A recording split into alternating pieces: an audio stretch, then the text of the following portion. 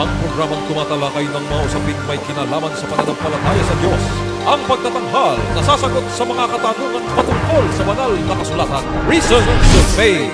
Anumang uri ng paniniwala na walang pinagbabatayang katunayan o ebidensya ay matatawag na palapalagay lamang. Reasons of Faith deals with the evidence of our faith. Why we believe what we believe. Ito ang programang walang pinapanigan, ngunit mayroong tinitindigan. We don't take side, we take stand. Mula sa Reasons of Faith Media Ministries Studio, Manila, Philippines. Narito si Brother Melvin Sarmiento para sa Reasons of Faith Live. Isang mapagpalang araw ng Sabath ang ipinapaabot ng programang Reasons of Faith. Kayo po ay nanonood ng live sa oras pong ito. Kinaptalas 3 na ho ng hapon. Tayo po ngayon na nasa petsa ng August 22, 2020. Salamat po at nandyan ho kayo nakantabay para po sa atin hong programa nakalaan. Para sagutin po ang mga tanong po ninyo na may kinalaman sa usapin ng banal na kasulatan. So bago ko po idako ang pagsagot doon sa mga tanong po ninyo na napila po rito, nais ko pong i-announce sa atin hong mga estudyante ng Reasons of Faith Bible Institute na meron po ang regular po na meeting natin mamaya na ho yun. Fourth Sabbath ho ngayon sa Pilipinas, siyempre. At sa ganap na alas 7 ng gabi, Philippine time, ay magkakaroon po tayo ng ating regular meeting. Ito na po yung pangalawang meeting po natin.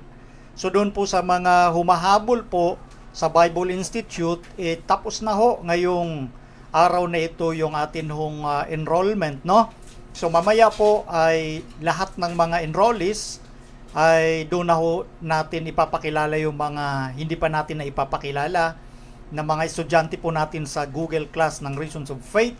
At mamaya din po ay i-discuss po natin yung ilang mga punto doon sa atin pong unang lecture sa atin hong mga estudyante, no? Ulitin ko lamang, ito pong Bible Institute ay nakalaan para sa mga kapatiran lamang na Seventh-day Adventist. Season 4 na ho ito. So, ginagawa po natin ito para maturuan yung ating mga kapatid. And then, kapag natuto sila, edi sila naman mag-share ng kanila pong natutunan.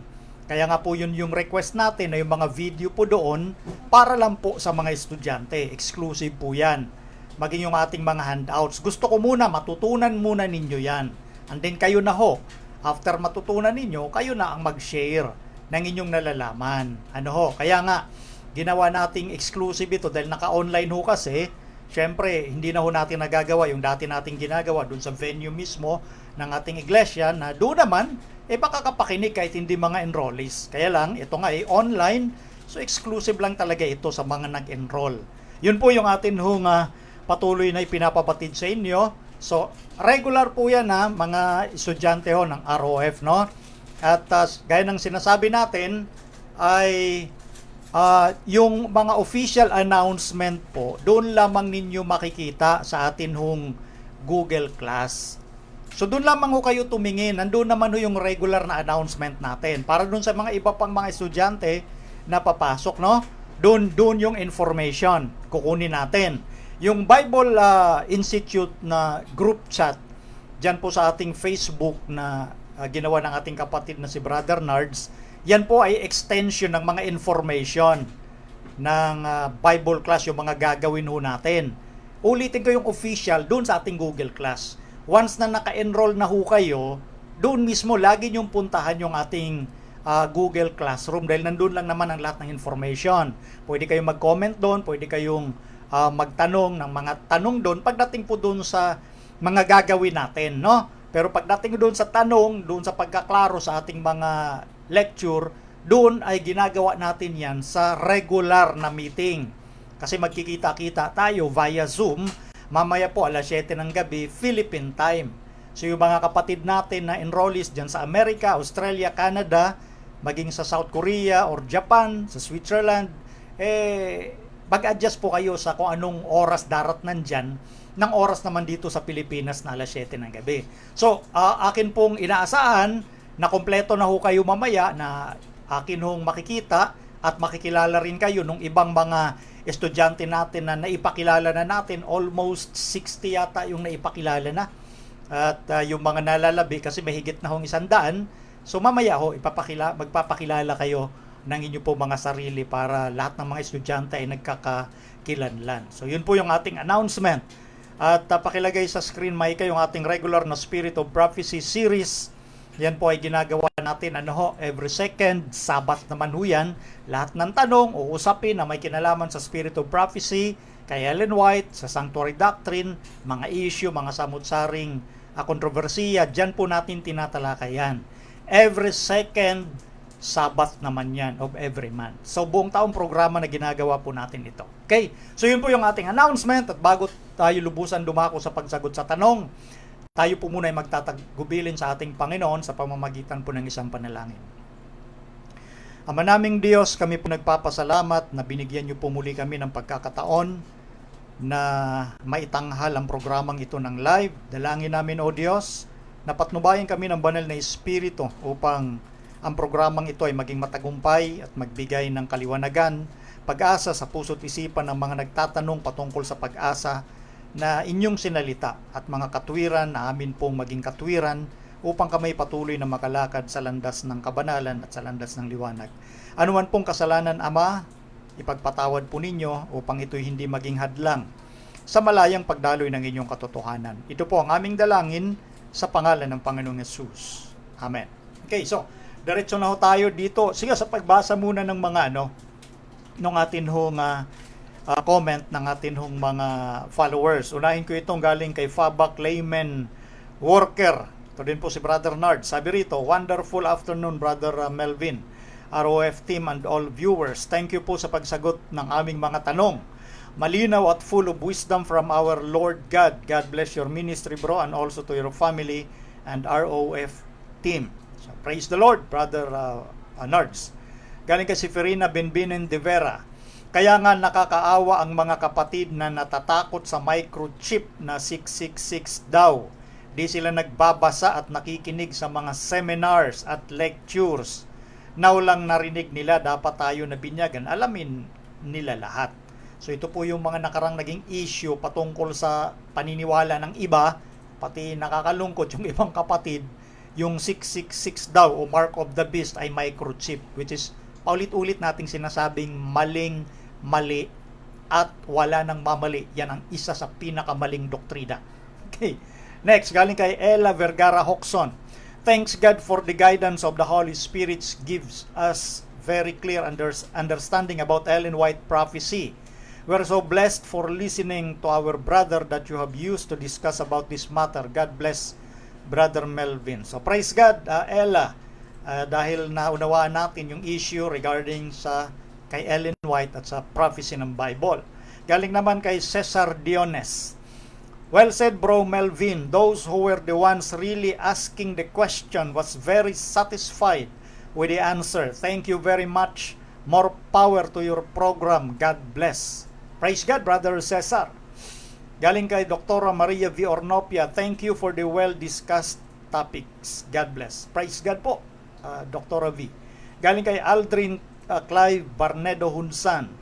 Praise God, linaw mo po magpaliwanag sa mga katanungan, kuya, galing sa Bible at Spirit of Prophecy. Praise the Lord, Brother Aldrin. Next, galing kay Alvin Martin. Brad Melvin, you're God's messenger. Stay humble and praise the Lord. Yes, praise the Lord indeed, Brother Alvin. Galing naman kay Joy Magpulong. Ito na. Praise God, Bro Melvin. Maraming salamat po sa pagpapalawak at malinaw na sabi ng Bible tungkol sa abomination of desolation. Yan po yung naging sagot natin noong nakaraan. Galing naman kay Sister Esther Uy. Napaka straightforward mo sumagot, bro. Totoong the truth shall make us free kahit masakit. Napapaaray ko po. Kasi natatamaan ako. Tanong ko, kapatid, sa araw-araw na panunood ko ng iba't ibang ministry, nagpo-post din naman sila ng Bible verses. Parang nagbabasa na rin ako ng Bible. Okay lang ba yon? Kasi kung self-reading ako, read lang ako ng read. Mahirap intindihin minsan, kaya hindi ako nagbabasa. Yan, maraming salamat. So ito'y tanong na, Maika, no? Simulan na natin dito. So sinasabi nga ng ating kapatid, so nagpo-post naman daw siya ng mga Bible verses mula sa iba't ibang ministry ng ating mga kapatid. Tama po yon, yung ginagawa natin, kasi nagsisilbing guide po ng ating mga kapatiran yung atin hong mga programang mga Seventh-day Adventist. Ang dami po niyan, mga independent ministry. Kalat-kalat na po yan. Pero syempre, ingat din po dahil may mga nadiskubre akong independent ministry na iba po yung motibo at mula pa noon, napatunayan ko na yan. So mag-ingat na rin lang po kayo, no? Pero tama po na gagamitin yung mga Bible verses na nakikita nyo. Sa Bible kasi, mga verses noon, wala talagang problema yon. Nagkakaproblema lang doon sa taong nag-i-interpret, no? Pero tama yung ginagawa nyo. Nagpo-post kayo, mga Bible verses. At yan po ay nagsisilbing guide po yung ating hong mga media ministry, no? Kaya kung self-reading lang daw kasi siya, minsan hindi daw niya maintindihan. Parang yung sa Bible po yan, yung nangyari doon sa pagkasulat sa aklat ng mga gawa, yung patungkol doon kay doon sa Ethiopian na nagbabasa po siya ng Bible, no? Binabasa niyo yung portion ng aklat ni Isaias, in particular sa kapitulo 53. Pero siyempre yung mga chapter at verses, ngayon lang ho yan naganap. Nung siyempre sa panahon niya na binabasa ng Ethiopian, wala namang mga chapter yan. Kailangan natin nalaman na chapter 53 kasi yung binabasa niya patungkol doon sa Mesias na papatayin. Yun po yung nakalagay sa chapter 53 kasi. So yun. So hindi maintindihan ng Ethiopian. Kaya nga ginamit ng Panginoon si Felipe na ebanghelista para samahan yung Ethiopian, ipaliwanag kung ano yung binabasa niya, sino ang tinutukoy nun. At sa madaling salita, na ipaliwanag ni Felipe sa pamamagitan ng banal na Espiritu, naunawaan ng Ethiopian. Kaya yung Ethiopian, agad-agad, nung makakita sila ng ilog, nagpabautismo. Ano pa ikang hadlang? Anong nakakapigil? Bautismuhan muna ako. So, kinilala niya ang ating Panginoong Hesus bilang Kristo. So, napakahalaga nung guide, gabay. So, kagaya rin po ninyo, Sister Esther, natural o manood kayo ng manood ng iba't iba nating ministry, magsisilbing guide yan. Kasi nga minsan, may mga taong kahit anong basa ng sarili nilang pagbasa, pag walang naggagabay, nahirapang unawain. So tama po yung ginagawa nyo naman, tamang landasin yan na tinatahak nyo kasi habang nanonood kayo ng iba't ibang ministry ng atin ng mga kapatiran, lalong napapatibay din po ang inyong pananampalataya. Yun po. Anyway, naalala ko lang, no, yung palang sa iba nating mga kapatid, no, yung book po na i-launch na at malapit nang maubos, no, yung book ng kapitulo bersikulo, no, isa din po ako sa mga author nun. 4 nga kami doon, sila Brother Jerry Sevilla, Brother Benny Filomeno, at si Brother Ray Vida, no, Ray Moore. So kami po yung 4 na author doon at tuloy-tuloy na ho yung pagbebenta nun. So may nabanggit sa akin si Sister Reza na konti na lang natira, siguro nasa 30 na lang yata yon. So sa mga iba nating kapatid na gustong umorder, lalo na dito sa malapit sa area ng Pasig, no, magpasabi na ho kayo sa kapitulo bersikulo, makipag-ugnayan po kayo doon at para yung pag-deliver nila ay sabay-sabay dito sa area ng Pasig. Yun po yung announcement ho na ipinapaabot natin. So limited lang ho kasi yung publish ng mga libro. Pero marami yun, pero paubos na. Ganun karami ang tumatangkilik doon sa kapitulo bersikulo, no? So, kaya mag-avail na ho doon sa mga marahil ay hindi pa alam, lalo na dito within the area ng Pasig, no? So, yun po ang atin hong panawagan sa inyo. Okay, so tuloy tayo, Maika. Itong sunod na tanong galing kay Marte Arcega. Good day po, Brother Melvin. Pwede po ba pakipaliwanag yung tribulation 10 days sa Revelation 2:10? Marami pong salamat. Stay safe po. God bless. So maraming salamat, Brother Marte Arcega. So ipaliwanag daw natin yung sinasabi sa Apokalipsis 2:10 patungkol sa 10 araw na kapighatian. So alamin muna natin itong talata. Basahin natin. Pakilagay, Maika. Huwag mong katakutan ang mga bagay na iyong malapit ng tiisin. Narito, malapit nang ilagay ng dyablo ang ilan sa inyo sa bilangguan upang kayo'y masubok at magkaroon kayo ng kapighatiang 10 araw.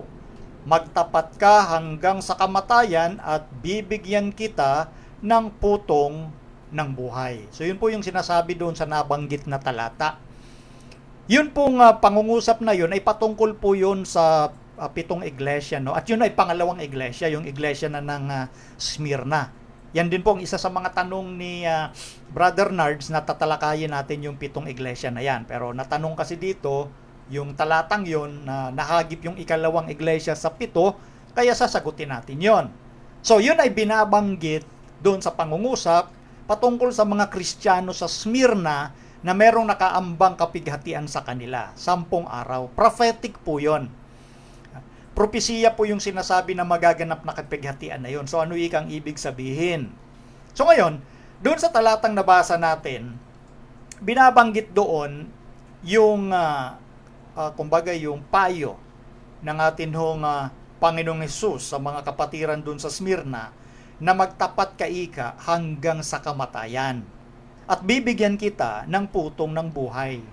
At doon kung binasa natin ang buo yung sulat patungkol sa ikalawang iglesia doon sa 7, yung Smyrna, bakit inihayag ng Panginoon yung kaniyang sarili doon bilang una at huli na namatay at nabuhay? At doon sa 7 iglesia, iba-iba ho yung larawan ng Panginoong Hesus doon na ipinapakita, depende doon sa mga iglesyang nabanggit. At dito nga sa ikalawang iglesia, ang larawan ni Kristo doon ay siyang namatay at nabuhay. Kasi nga po, iniaakma doon sa mga iglesyang yon, doon sa kanilang karanasan, nakadamay lagi, o nandoon lagi, dumadamay ang ating Panginoon sa anumang karanasan na meron silang dadanasin. Katulad nito, sa ikalawang iglesia na ito ng Smyrna, magkakaroon silang kapighatiang 10 araw at ang payo ng Panginoon, yung counsel, magtapat ka hanggang kamatayan at bibigyan kita ng putong ng buhay or crown of life. So yung larawan na ipinakita doon ng Panginoon ay siya yung una at huli na namatay at nabuhay. Ito yung kalakasan ng loob, ito yung larawang ipinapakita, kalakasan ng loob na kung ang ating Panginoon mismo pinatay din. Pero siya'y nabuhay.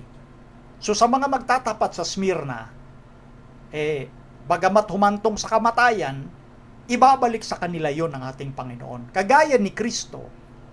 Kaya nga sabi ni Kristo, bago nyo danasin yung malulupit na karanasan, dinanas ko na yan. Kumbaga nauna ako sa inyo, then susunod kayo kung kayo'y aking mga alagad.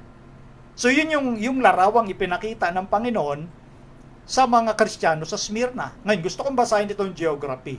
Pakilagay may kayong geography para maintindihan natin yung background ng pinag-uusapan. Itong Smyrna, now Izmir, is one of the most beautifully situated cities in Asia Minor and has a harbor well protected by surrounding mountains. The fact that it is a port city to which ocean ships have access, yet is situated in the heart of the region. So itong Smyrna, ngayon sa kasalukuyan ay Izmir. Yung Izmir, yan po yan sa bahagi ng Turkey. So yan po yung dati yung situation o yung lugar ng Smyrna. Yan sa bahagi ng Asia Minor. At pinapakita dito yung kanilang pier, yung harbor nila, protektado ng nakapaligid na kabundukan. Kumbaga parang nakakubli. Para din itong dati nung nagbabarko pa ako at pumunta ako ng Palawan. Ganon din kaganda yung pier nung Palawan, napapalibutan ng mga bundok. Kaya maayos, kumbaga nakakubli pagdating doon sa anumang mga masasamang natural calamities, no? Na bumabasag kasi yung bundok doon sa mga malalakas na hangin, dala ng bagyo, nakakabawas yun sa effect doon sa mismo sa lugar. Kaya naging kumbaga magandang sentro din ng kalakalan. Kasi pagka maganda ang kalakalan, lalo na yung port o daungan ng isang lugar, lalo na nung kapanahunang yon, mas maganda yung ekonomiya. Ganun po kahalaga yung mga daungan nun or mga port, yung port area. Kumbaga parang Egypt, parang Babylon, may mga port sila na yun ay nagiging dahilan para maging maayos yung dating ng kalakalan, yung commerce, no? Yung trade and commerce. So, binabanggit dito, pakilagay next, has always given Smyrna an advantage over other cities of Western Asia Minor and made it one of the most important trade centers of that area. Yun, nabanggit ko na nga yun. Isa sa naging magandang lugar ng tinatawag na o sentro ng kalakalan, yung lugar ng Smyrna. So pakilagay yung sa next, ito yung pulubunduking lugar din ng Smyrna, no? Okay? And then, ito na ngayon, today, there is not much to see of the ancient city of Smyrna. Izmir is the modern name for the area in Turkey with a city of more than 2 million people. It has a beautiful waterfront. So ito na sa kasalukuyan, yung dating lugar ng Smyrna, na ngayon nga ay Izmir, na ang modern name ngayon sa area ng Turkey. Yan na po sa ngayon para ma-visualize lang po natin yung pinag-uusapan sa Biblia. So pakilagay yung next slide, Micah. Yan o. Ito yung mga, kumbaga mga dati, ito mga sira-sira ng dako noon sa Smyrna. Ito yung restoration work at Smyrna. Ito naman yung next slide. So yan yung mga guho ng Smyrna dati, yung dating lugar. Yung meaning, pakilagay Micah, yung meaning ng Smyrna galing sa salitang myrrh. Ang ibig sabihin ng myrrh, bitter, but aromatic gum. So, yun yung pangalan mismo ng Smyrna, nangangahulugang mapait. Dahil lumalabas, kumakatawan ito sa kanilahong naging karansan. Pero sa kabila ng mapait, ito po'y aromatic, mabango. Kumbaga, parang lumilitaw, ayon dun sa talata na binabanggit patungkol sa magiging karanasan nila, na pinayuhan mismo ni Kristo na magtapat kayo hanggang kamatayan, bibigyan ko kayo ng putong ng buhay. At literally, yung mga inusig na mga Kristiyano sa Smyrna during that time, mamaya babanggitin ko yung petsa nung 10 days na yon. Lumalabas habang pinipit-pit sila, kumbaga parang luya ito habang pinipit-pit, lalong kumakatas yung bango ng kanilang pananampalataya. Meaning, lalo silang nagiging masidhi na kumapit kay Kristo kahit sila'y patayin. Yun ang literal na nangyari. So itinulad sila sa isang myrrh na mapait pero aromatic, mabango. Sa kabila na sila'y dinidikdik, lalong kumakatas yung kanilang anghang. O, di ba? Parang luya nga, di ba? Yung luya habang dinidikdik mo, lalong kumakatas yung anghang. Hindi mawawala yung anghang, kundi habang dinidikdik, lalong umaanghang. So yung naging pananampalataya ng mga Kristiyano noon sa lugar ng Smyrna, literal, ganun ang nangyari. Habang sila'y pinipersecute, habang sila'y inuusig, hanggang kamatayan, lalo silang naging mabango kay Kristo. Yun ho yun. Ngayon ito. Ito yung Smyrna, tinuturing na the age of martyrdom. Pakilagay yung next slide. Ito yung kapanahunan ng pagiging martir. Naganap ito probably from 100 to 313 AD. Alam niyo po, sa kapanahunang ito, itong nakita niyo yung petsa, yan po literally ang ginawa sa kanila ng halinhi ng mga naging emperador ng Roma. Iba't ibang emperador ang naghari dyan sa Roma at bawat emperador na yon nagbigay ng mapait at matinding pag-uusig hanggang kamatayan doon sa mga Kristiyano dyan sa lugar ng Smyrna. At yun po ang kaganapang yon ay naitala sa kasaysayan. Pakilagay yung history, Micah. History. Ito yon. It is a historical fact that the Christians of Smyrna have seen more suffering than those of any other city of the region. Kaya, fact ho yan. Katunayan yan historically na ang mga Kristiyano sa Smyrna ay, kumbaga, nakaranas ng mas matinding pagdurusa kaysa anumang mga lugar doon sa region na yon. Smyrna became one of the strongest centers of Christianity in the eastern half of the Roman Empire and was the last city of Asia Minor to yield to the Muslim conquest. So binabanggit dito sa kasaysayan, itong lugar ng Smyrna nung kapanahunang yun, isa po ito sa malalakas na lugar ng sangkakristyanuhan. Dito po sa silangang bahagi ng Roman Empire. At ito po yung huling syudad dyan sa Asia Minor na kumbaga, napayukod ng pananagasat, pananalakay ng mga Muslim. Kasi niransak nung kapanahunang ito. Niransak din ito ng mga Muslim. Kaya nga, yung lugar dyan, kasama na maging yung Jerusalem, na conquered dyan ng mga Muslim. Kaya yun sa tanong natin ng mga nakaraan, bakit may Dome of the Rock dyan sa lugar ng Jerusalem, yung dating old city na ngayon tinayuan na ng Dome of the Rock ng mga Muslim. Yan ang history ng Muslim conquest. At isa din sa nasagasaan itong lugar ng Smyrna na ngayon ay Turkey. So dati-rati, before itong pananagasa ng Muslim, yan po ang isa sa malalakas na lugar ng Christianity, yung lugar ng Smyrna. Next slide, Micah. Until World War I, 4 out of every 5 inhabitants were Christians. When the Greeks were driven from Smyrna by the Turks under Kemal Pasha in 1922, the Christian community there received its death blow. So napansin niyo po rito, hanggang mangyaring World War I, 4 sa bawat 5 nakatira doon ay mga Kristiyano. Ganun katindi ang ratio. 4 sa bawat 5 na nakatira doon, Kristiyano. Kaya nga itong Smyrna isa sa tinuturing na malalakas ng lugar ng Christianity. Pero dahil sa pananagasa nga, sa persecution ng mga emperador, and then sinundan pa ng pagbangon ng history ng mga Muslim, ito yung nangyari noon. At binanggit nga dito, yung death blow, yung kumbaga panghuling pamatay para ma-wipe out yung Christianity dyan, ay naganap sa pananalakay ng Arab na si Kemal Pasha noong 1922. Yan ang nagsilbing death blow. Kaya nga, ang lugar na yan ngayon, in Turkey, ang mga nagmamay-ari pagdating sa relihiyon dyan, ay Islam na. Yung mga Muslim. Yun yan talaga ang, kumbaga, pinaka-relihiyon na sa lugar na yan.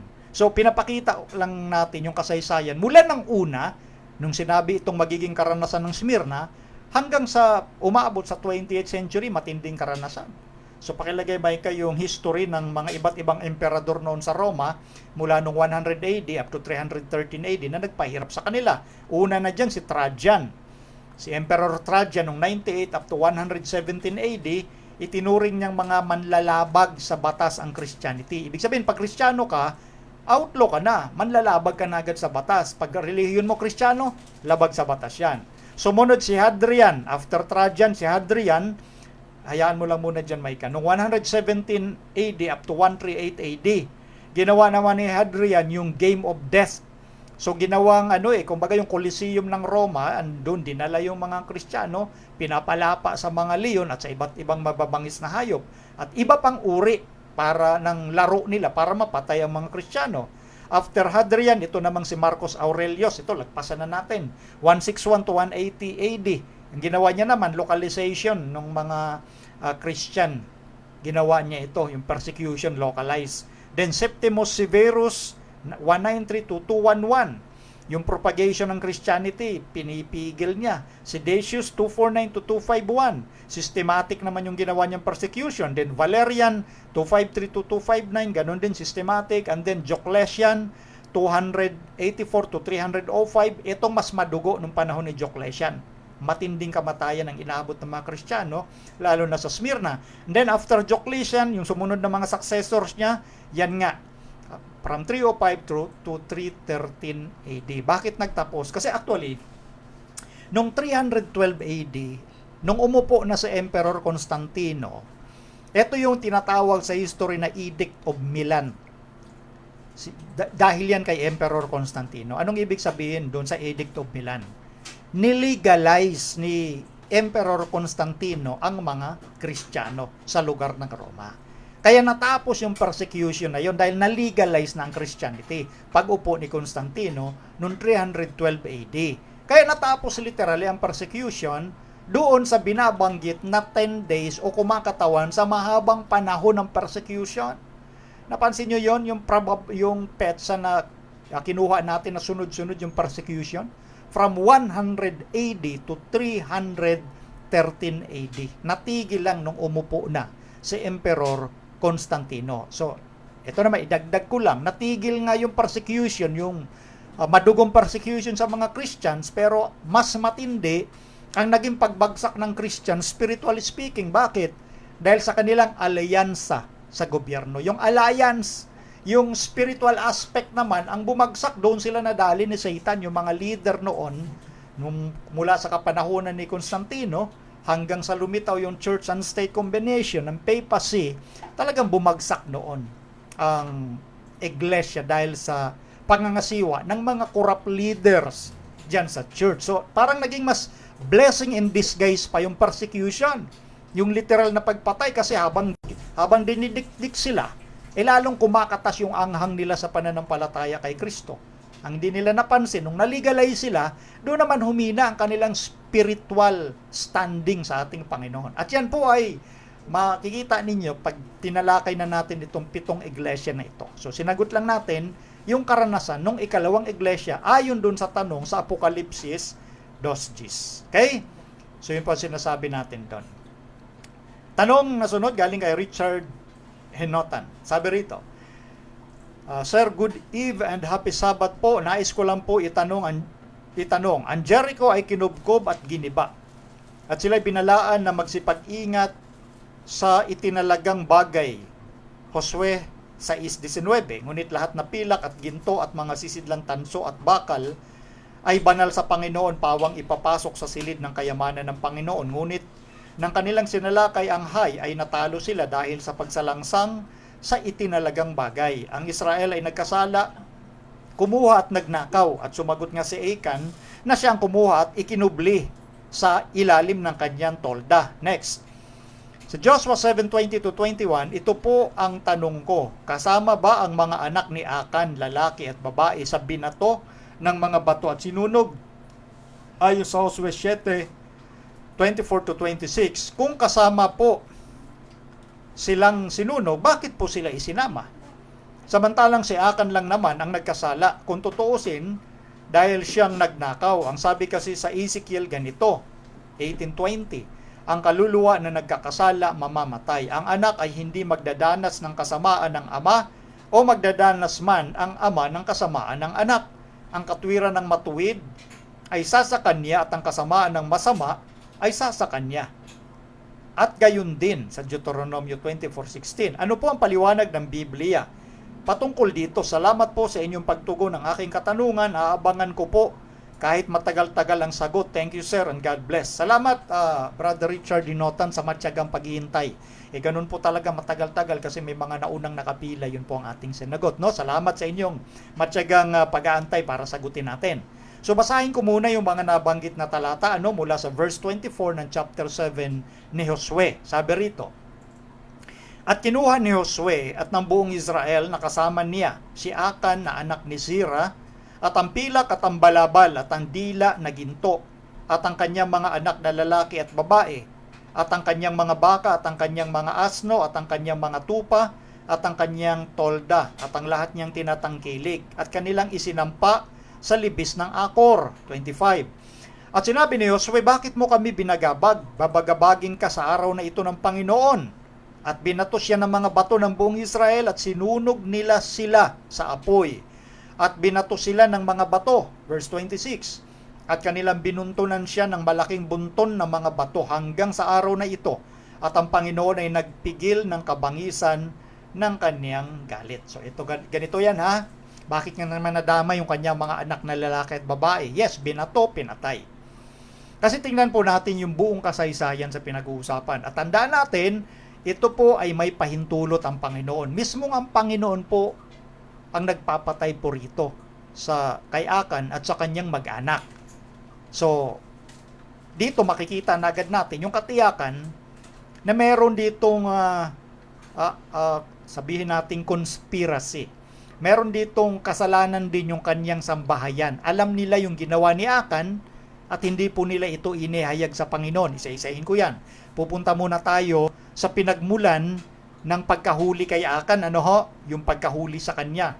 Kasi, maliwanag sa verse 1, pakilagay Micah, chapter 7 verse 1, ngunit ang mga anak ni Israel ay nakagawa ng pagsalangsang sa itinalagang bagay, sapagkat si Achan na anak ni Carmi, na anak ni Zabdi, na anak ni Zerah sa lipi ni Huda ay kumuha sa itinalagang bagay. May warning ang Panginoon na ang lugar kasi ng Jericho, itinalaga na yan for destruction.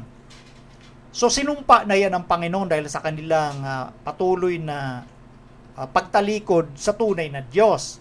Sa kabila ng mga ebidensya ng ating Panginoong Diyos ay siyang Diyos ng langit at lupa, matindi ho ang paglaban ng lugar ng Jericho. Kaya bago sila wasakin, alam na nila yung gagawin sa kanila ng Panginoon. Yun ay mababasa natin sa mga naunang chapters ng aklat ni Josue. Maging yung patotot na si Rahab, alam nila yung ginawa ng Israel doon pa lang sa pagtawid sa dagat na pula. So bantog na yung ginawa ng Panginoon sa pamamagitan ng Israel. Pero sa kabila ng kabantugan na ginawa ng Diyos sa pamamagitan ng Israel, walang pagbabago at pagkilala itong mga tao sa Jericho. So kaya dito sa puntong ito, sila'y accursed, sila'y sinumpa na. So lahat ng mga bagay doon sa lugar ng Jericho ay mga isinumpa. Kaya ang tawag dito, itinalagang bagay. Meaning mga ibinukod na yon para sa distraction. Ang hindi lamang na-destroy doon sa lugar ng Jericho ay yung si Rahab at ang kanyang pamilya na nagkubli noong mga spies na inutusan nila Josue. So ang nakaligtas lamang sa Jericho, si Rahab at ang kanyang buong pamilya. So ang buong Jericho ay nakalaan na sa distraction. Kaya may warning ang Panginoon, ano bang bagay dyan, huwag kayong kumuha. Siyempre, yung mga bagay doon may kinalaman sa mapapakinabangan. May kinalaman sa mga material na bagay na huwag kayong kumuha. Maliwanag yung utos dyan ng Panginoon. And then, tuloy natin, Micah, sa verse 1 pa rin. At ang galit ng Panginoon ay nagningas laban sa mga anak ni Israel. Bakit nagningas ang galit ng Panginoon? Kasi may kumuha ng mga itinalagang bagay sa kabila na meron ng warning ang Panginoon. So ito ay literal, deliberate disobedience ang nangyari dito. Deliberate. Sinadya sa kabila na may warning na ang Panginoon. Kaya nga, nung inutusan ni Josue, yung kanyang mga kasundaluhan na may inutusan sa lakayin yung isang lugar doon sa bahagi ng Hai, nadisgrasya pa yung mga tauhan ni Josue. Nalungkot talaga matindi si Josue. Bakit nangyari? Ibig sabihin, ang Panginoon wala sa gitna natin. Ibig sabihin, may ginawang hindi maganda ang bayan. Kaya nadisgrasya. 36 yung pinatay doon sa mga sundalo ni Josue. Tingnan natin sa verse 10, kaya ito naging response ni Josue. Nagpatira pa siya sa Diyos. At sinabi ng Panginoon kay Josue, bumangon ka. Bakit ka nagpatira pa ng ganito? Verse 11. Ang Israel ay nagkasala. Oo, kanilang sinalangsang din ang aking tipan na aking iniutos sa kanila. Oo, sila'y kumuha rin sa itinalagang bagay at nagnakaw rin at nagbulaan din. At sila'y naglagay rin sa kanilang sariling daladalahan. So ito kaya ang ikinagalit ng Panginoon kung bakit may napahamak doon sa mga sundalo na inutusan ni Josue na salakayin yung isang bahagi doon sa lugar ng Hai. Dahil may nangyari ngang kalapastanganan. May kumuha ng itinalagang bagay. So gusto ko po nang basahin ito dito sa Hebrew, yung pinag-usapang itinalagang bagay. Ito po yon, herem. Diba, malapit doon sa salitang Arabic na haram. Diba, haram kasuklam-suklam. Abomination. Sa Hebrew, ito ay herem. It is a masculine noun meaning devoted things or devoted to destruction. Devotion, things under ban or cursed. The basic meaning of the word to be set aside or devoted is qualified in several ways. Things, including persons, were set aside or devoted to a special function of an area of service by a declaration of God or His servants. The entire city of Jericho was a deadly threat to the formation of God's people and fell under a ban except for Rahab and her family and was set aside for destruction. So yun po yung pinaliwanag natin kanina. Yung lugar ng Jericho talaga, devoted din for destruction. Nakaban na lahat ng bagay doon. Pero ito ang binanggit natin, deliberate disobedience ang ginawa nitong sa Achan. Pero sa simula, hindi nakilala na siya yon. Okay? So maliwanag, nakaban lahat doon. Ang nangyari ho doon, pag binasa nyo yung buong kasaysayan doon sa mula sa Joshua chapter 7, pinapalabas na, pinapaamin na. Pwede may pagkakataunan na umamin si Achan dahil nga sa nangyari doon sa kanyang mga kasamahan na napatay dahil doon sa may nangyaring kalapastanganan doon sa paglabag sa tipan or agreement na inutos ng Panginoon sa kanila na huwag kumuha ng itinalagang bagay. Doon pa lang sa punto na merong namatay na mahigit 30 doon sa bayan ng Israel. Dapat si Achan kumbukal sa kanyang puso na humingi ng tawa dahil siya yung lapastangan doon, lumitaw na sana siya. Hindi siya lumitaw, itinago niya pa rin yung kasalanan niya. Ngayon, ang sumunod na hakbang ng Panginoon, yung usual na ginagawa ng Israel, magsapalaran. Ito po yung pamamaraan noong unang panahon na halimbawa, magsimula sa angkan. Okay, magsaliksik bawat angkan. Kung sino ang gumawa ng kasalanan. Yung sapalaran na yun, kumbaga parang Dati ancient time ito ha, hindi ito katulad ng pamamaraan ngayon, no? Sa mga ancient time, may sapalaran ko yan, may ginamit silang batong itim o batong puti, pag init siya kung kaninong tumapat, something like that. Yung mga ancient practice ng pagsapalaran. So, bago mangyari, kung tutuusin na pinalitaw ang lahat ng angkan, inimbestigahan, doon pa lang, pwede na naman sanang magtangka si Akan na aminin na yung ginawa niyang mali. Yung una ha, may napatay na mga kasundaluhan dahil doon sa kalapastanganan nung taong kumuha ng itinlagang bagay. Doon pa lang pwede nang lumutang si Akan, hindi niya ginawa. Pangalawa, ito na nga sa mga angkan, inimbestigahan, hindi rin ginawa ni Akan. Angkan yun ha, and then na shortcut hanggang sa pamilya. Sa pangatlong pagkakataong yun, pwede sana si Akan umamin, hindi pa rin umamin. Nung na-pinpoint na, nung natukoy na ang pamilya ni Akan ang dahilan ng kalapastanganan na nagnakaw nung itinalagang bagay o kumuha, doon lang umamin si Akan. Ito nga po yung punto na kung hindi mahuli, deny lang ng deny. Kung mahuli ka na at wala ka ng lusot, saka ka lang umamin. Yun ang ginawa ni Akan. Nung na-pinpoint na mismo yung pamilya niya, can you imagine? Napatay ang mga sundalo ng Israel, di siya umamin. Yung buong angkan, inimbestigahan, hindi siya umamin. Pamilya, inimbestigahan, hindi siya umamin. At nung na-pinpoint na siya na sa kanila pamilya nang galing ito, doon lang siya umamin. At ang ginamit pa na salita ni Akan, yung mainam na damit Babylonia. Yun yung kanyang, kumbaga, yung nasilaw siya eh. Yung kanyang pagkasilaw doon sa goodly Babylonian garment. Yun ang pagkagamit doon eh. Mainam. So hindi nawala yung kanyang desire na kunin yun dahil yun ay mapapakinabangan niya eh. Materially speaking. At alam yun ng kanyang mag-anak. Kaya nga kasama yung mga anak na lalaki at babae sa pinatay dahil pwede silang umamin pero hindi nila ginawa. At ang ikaapat na punto, ang Diyos ang may sanction ng kanilang kamatayan. Yun. Kaya tama ang observation mo sa biblical principle, Diyos mismo may sabi nun. Sa Ezekiel 18:4 and 20, na hindi kasalanan ng anak yung kasalanan ng ama and vice versa. Hindi pwedeng idamay yung walang kasalanan.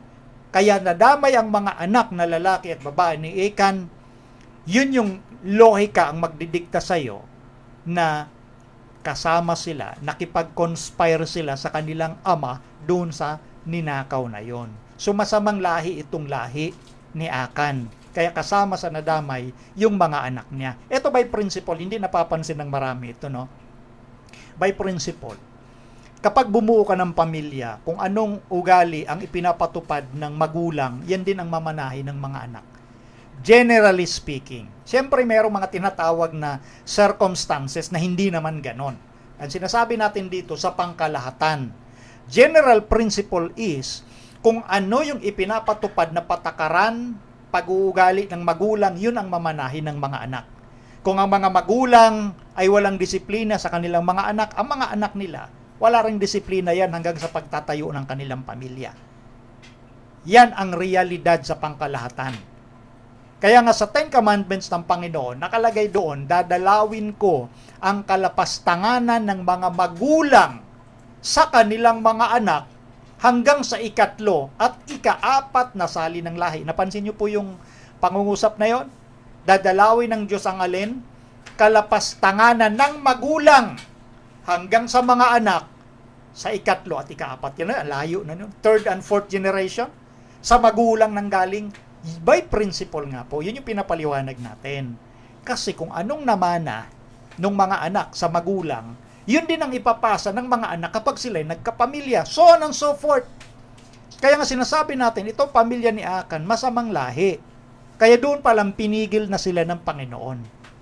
Yan. So yan po yung ating paliwanag. Kaya hindi po arbitrary.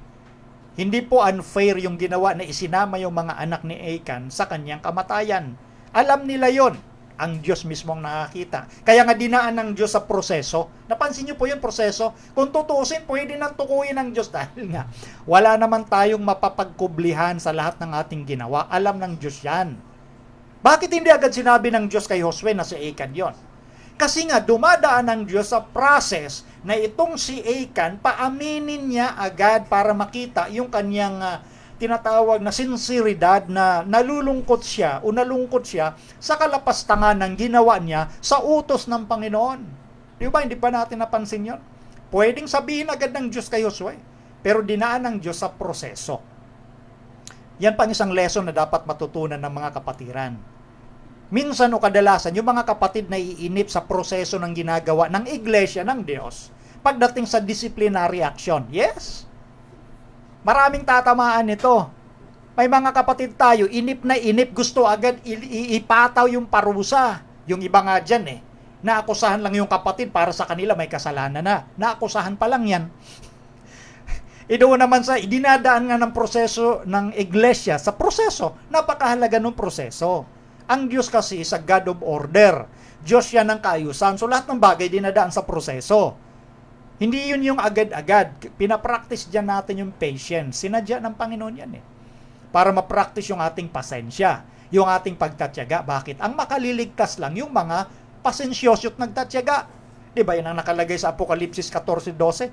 Narito ang pagtitiyaga ng mga banal na mga nagsisitupad sa utos ng Diyos at may pananampalataya kay Kristo. So sino maliligtas? Yung mga matiisin, yung mga matsatsaga, hindi yung nagmamadali lagi. Kaya nga yung mga nagmamadali, disiplinahin na hikayan, nagmamadali, gusto agad nila Sila tuloy ang nawala sa iglesia. Maraming ganyan. Nagsasalita ako sa pangkalahatan. Ganyan ang nangyayari sa pangkalahatan ng mga kapatid na hindi marunong magtiis sa proseso. Kaya itong pangyayari kay Achan at sa ginawang proseso ng Diyos, part ito ng mga lesson, principle na dapat nating matutunan bilang mananampalataya sa huling kapanahunang ito, na ang Diyos dinadaan lahat sa proseso. Kita nyo? Kung tutusin, pwede na agad ituro ng Diyos si Achan ang kumuha. Hindi, dinaan sa proseso. Kaya, kahit nung nagkasala si Adan at si Eva sa pasimula, dinaan ng Diyos sa proseso. Alam ng Diyos kung saan sila nagtago. Alam ng Diyos kung ano ang kanilang ginawa. Nagtatanong ang Diyos kay Adan, hindi dahil hindi niya alam. Kundi yun yung point na gusto niya paaminin si Adan at akong Diyos, handa ako magpatawad sa iyo. Pero hindi ginawa ng tao yon. Ang Diyos ang nag-initiate. Siya ang nagkusa na lumapit sa tao, hindi ang tao ang lumapit sa Diyos. Ganyan ang mga proseso ng Diyos na nakikita natin pag pinag-aaralan natin yung Biblia. Dinadaan ng Diyos lahat sa proseso. Kaya gagaya ng ginawa kay Achan, pero hindi pa rin umamin si Achan hanggang doon sa naituro na mismo siya ng daliri ng Diyos sa pinakahuli. At ang pag-aamin pa niya, wala sa puso Nandun yung kanyang sabihin natin yung pag-covet, yung kanyang pananakim doon sa, ang term na ginamit niya, goodly Babylonish garment. Yung mainam na kasuotan ng Babylonia, yung kanyang kinovet. Di ba? So, sa halip na makikita sa puso niya yung pagsisisi, wala Nakakapit na talaga siya sa kasakiman. Tandaan nyo yung term niya, goodly Babylonish garment. Pagka kinonsider mong kasalanan ng isang bagay, ba't mo gagamitan ng mga terminong napakaganda para dun sa isinumpa o itinalagang bagay? So, alam yun ng kanyang pamilya. Pwede sana lumabas din yung kanyang pamilya, mga anak, pero hindi. Hindi nangyari. So, kaya sila nadamay doon. Okay? So, fair doon ang Diyos. Next question tayo, may kagaling kay Mark Arce. Question po, Brad Melvin, pwede ba sumali o makisawsaw ang isang SDA sa politika? May stand ba ang General Conference tungkol dito? At ano po ang nasasabi kung mayroon man sa SOP or Spirit of Prophecy? Nabasa ko po sa Adventist World Magazine dated August 2019, Seventh-day Adventist elected Prime Minister in Papua New Guinea. Salamat po. Magandang tanong galing mula kay Mark Arce, ganito yan, tingnan natin muna yung sa pangkalahatan and then yung mga circumstantial, mga circumstances. May nabalitaan kasi ako dito sa nabanggit na lugar, Papua New Guinea, na ang mga nakatira po dyan, halos lahat.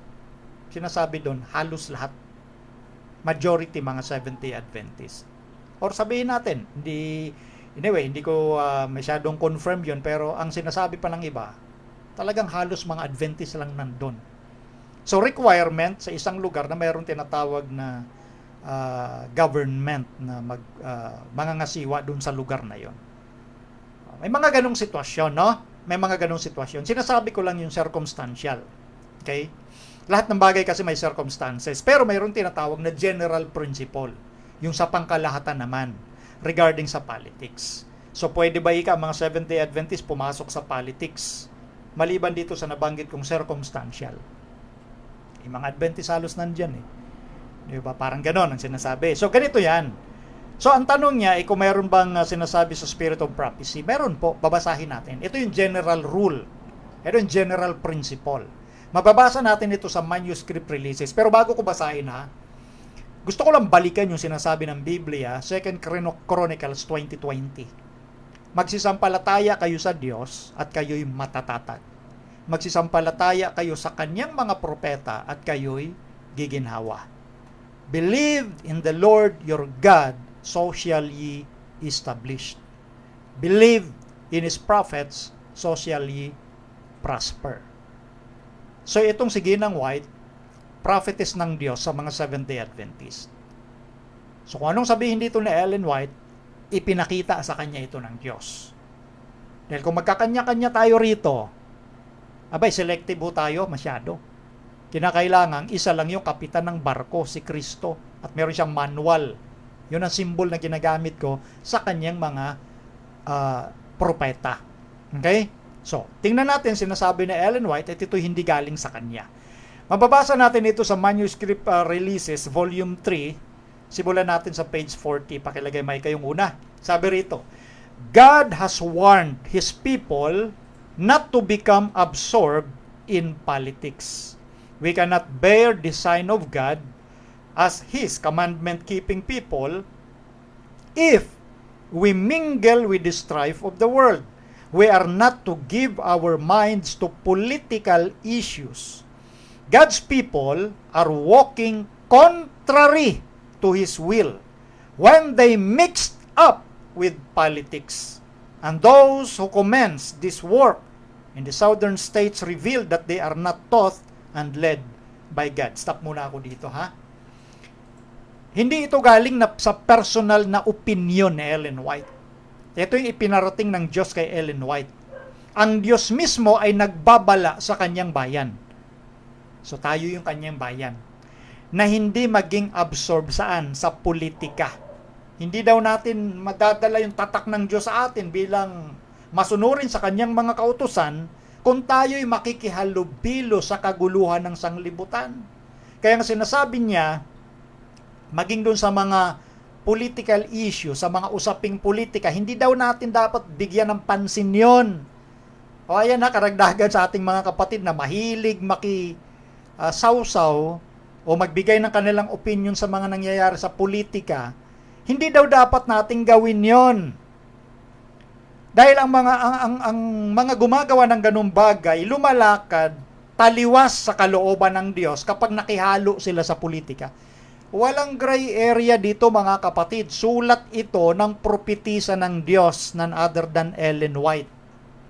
Kaya sabi natin, noon pa, sa first episode ng ating programa sa Spirit of Prophecy, ang Diyos hindi ho yan nakikipag-alay kay Satan. Ibig sabihin, ito sa kabilang banda sa Ellen White, tama.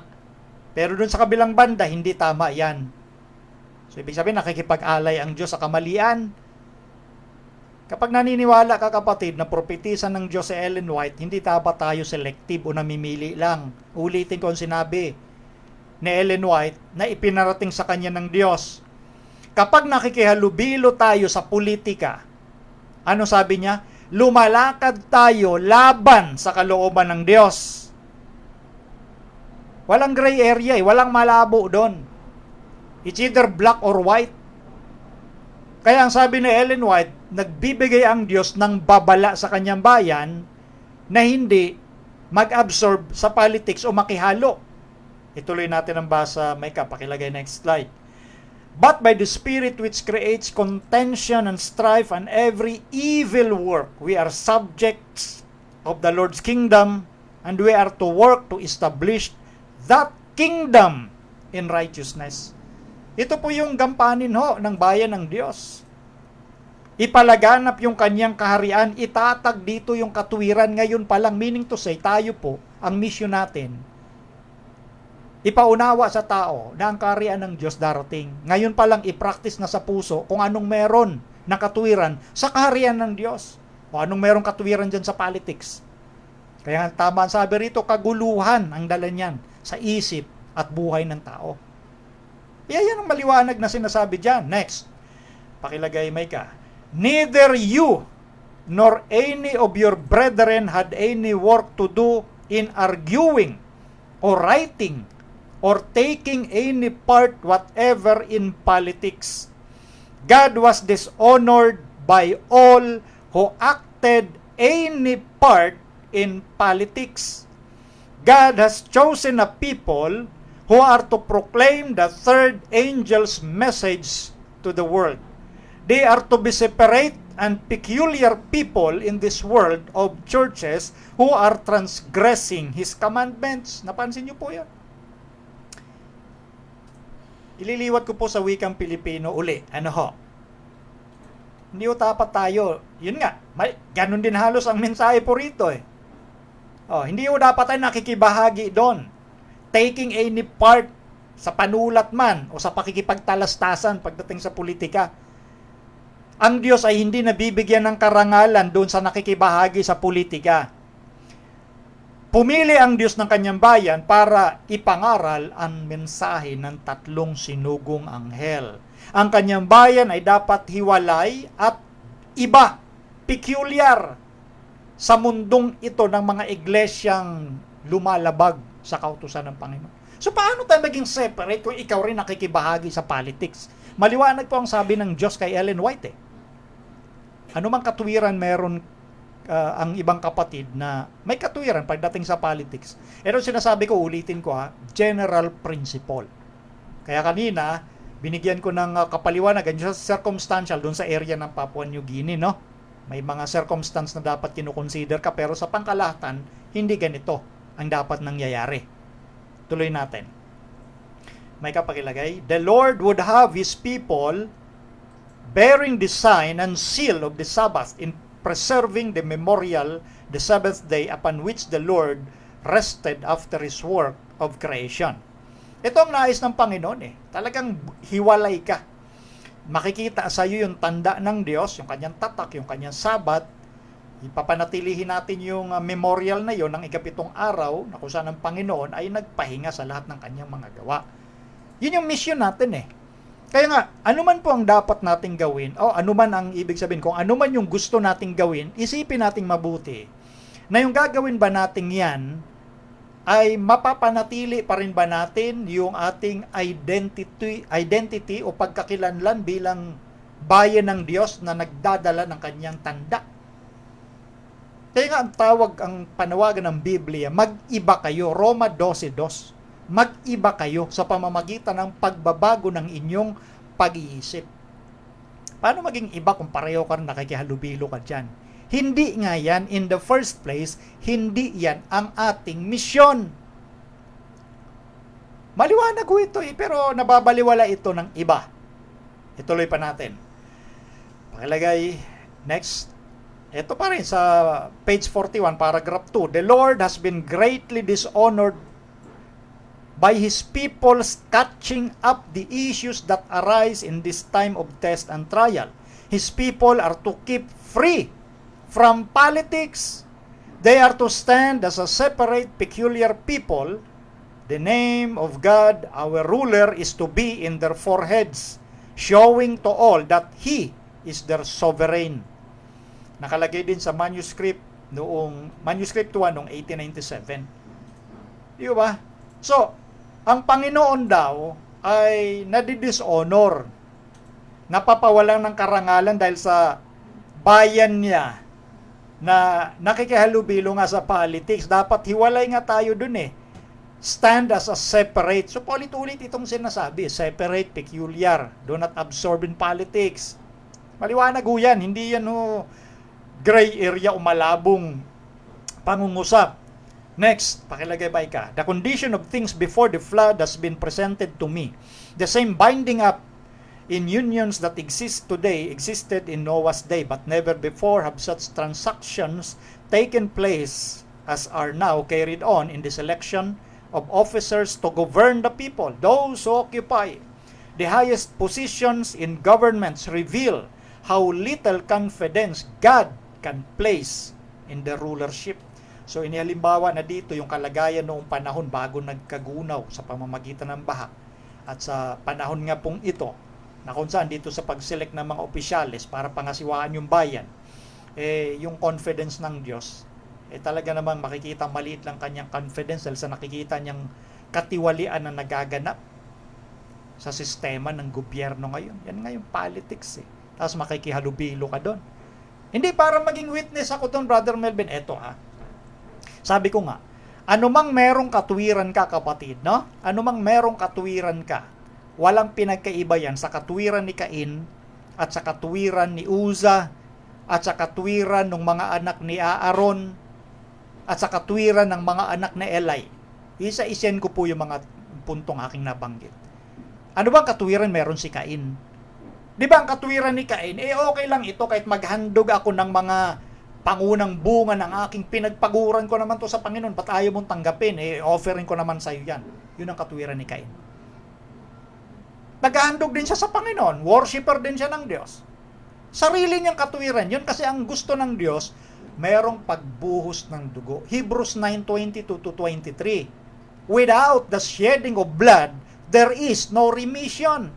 That is the very plan of salvation na ipinaunawa ng Diyos sa panahon na nagkasala si Adan at si Eva. Na merong, yan ang theology ng Biblia, na merong tutulong dugo dahil yung dugo ng inosenteng hayop, particular ang lamb o ang kordero, kumakatawan sa darating na Mesyas bilang tagapagtubos ng kasalanan. Hindi yun kinilala ni Cain. Ang kanya hindi po. Naghahandog rin naman ako sa Diyos. Yan yung katuwiran ni Cain. Katuwiran niya yon. Hiwalay sa katuwiran ng Diyos. Sino pa yung nabanggit ko? Si Uza. Di ba maalala niyo? Si Uza yung sumalo ng kaba ng tipan. Pinatay o namatay siya. Bakit? Hindi malalaglag yung kaban kasi noong time na yun, nagta-travel, yung baka, nandun yung karo, nandun nalakalagay sa karo, yung kaban ng tipan. Ang laman ng kaban ng tipan, 10 utos ng Diyos. Sa makatuwid, maganda yung motibo ni Uza na saluhin. Babagsak Hindi saluhin ko. Pangit ba yung motibong ginawa ni Uza? Maganda. Pero bakit siya hinayaan ng Panginoon na mapatay? Kasi nga, sa panguna pa lang, alam na alam nila to. Hindi na nga kailangang i-memorize na huwag hahawakan ang kaba ng tipan at kayo'y mamamatay. Kaya kasi sinasabi natin, anumang katuwiran meron ng tao, hiwalay sa sinabing direkta ng Diyos, anumang katuwiran yan, ikapapahamak mo yan. Kung yan ay hiwalay sa sinabi ng Diyos. Kasi sa sinabi ng Diyos, walang black and white. That is the thus saith the Lord principle. Panghawakan mo yan, kapatid. Kung ano yung sinabi ng Diyos, hindi yung kung ano yung katuwiran mo. Kasi makikita natin kung ang katuwiran natin ay katuwiran mula sa Diyos in the light of His Word.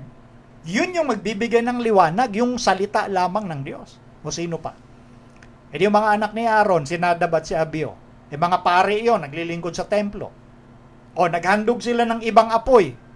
Pinatay sila ng Panginoon right then and there. Nung naghandog sila nagsindi sila ng ibang apoy. Bakit? Panginoon naman, sobra ka naman stricto. Nagsindi lang yung 2 pare na si Nadab at Abihu. Mga anak sila ni Aaron. Nagsindi lang ng ibang apoy, pinatay sila. Kasi nga, sabi ng Diyos, yung apoy lang na nandun sa templo ang gagamitin. Yan ginawa ng mga anak dahil sa kalasingan. Kasi manginginom ng alak Mga pari sila. Manginginom ng alak. Yung judgment nila, hindi na maayos. So, ibig sabihin, bago nangyari yung kamatayan nila, mga loko-loko na talaga yon.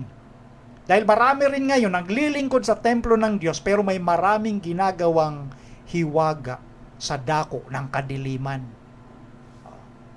Marami ngayon, mga, sabihin natin, lingkod ng Diyos sa iba't ibang kapamaraanan, pero may ginagawang kalokohan. Marireveal lahat yan.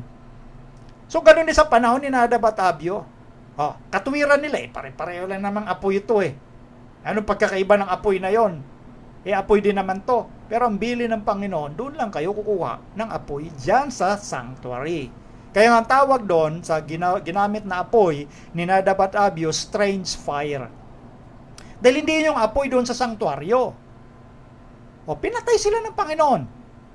At ang matindi pa nito, doon sa mga hindi marahil binabasa yung kabuuan ng sitwasyon, napakalupit ng Diyos. Bakit? Nung pinatay na ngayong anak ni Aaron, binawalan pa ng Diyos si Aaron na magluksa. Sinabi ng Diyos kay Aaron, huwag kang magluksa. Huwag mong ipakita sa bayan na nalulungkot ka dahil sa kamatayan ng mga anak mo. Pati pagluluksa ng ama, pinigilan ng Panginoon.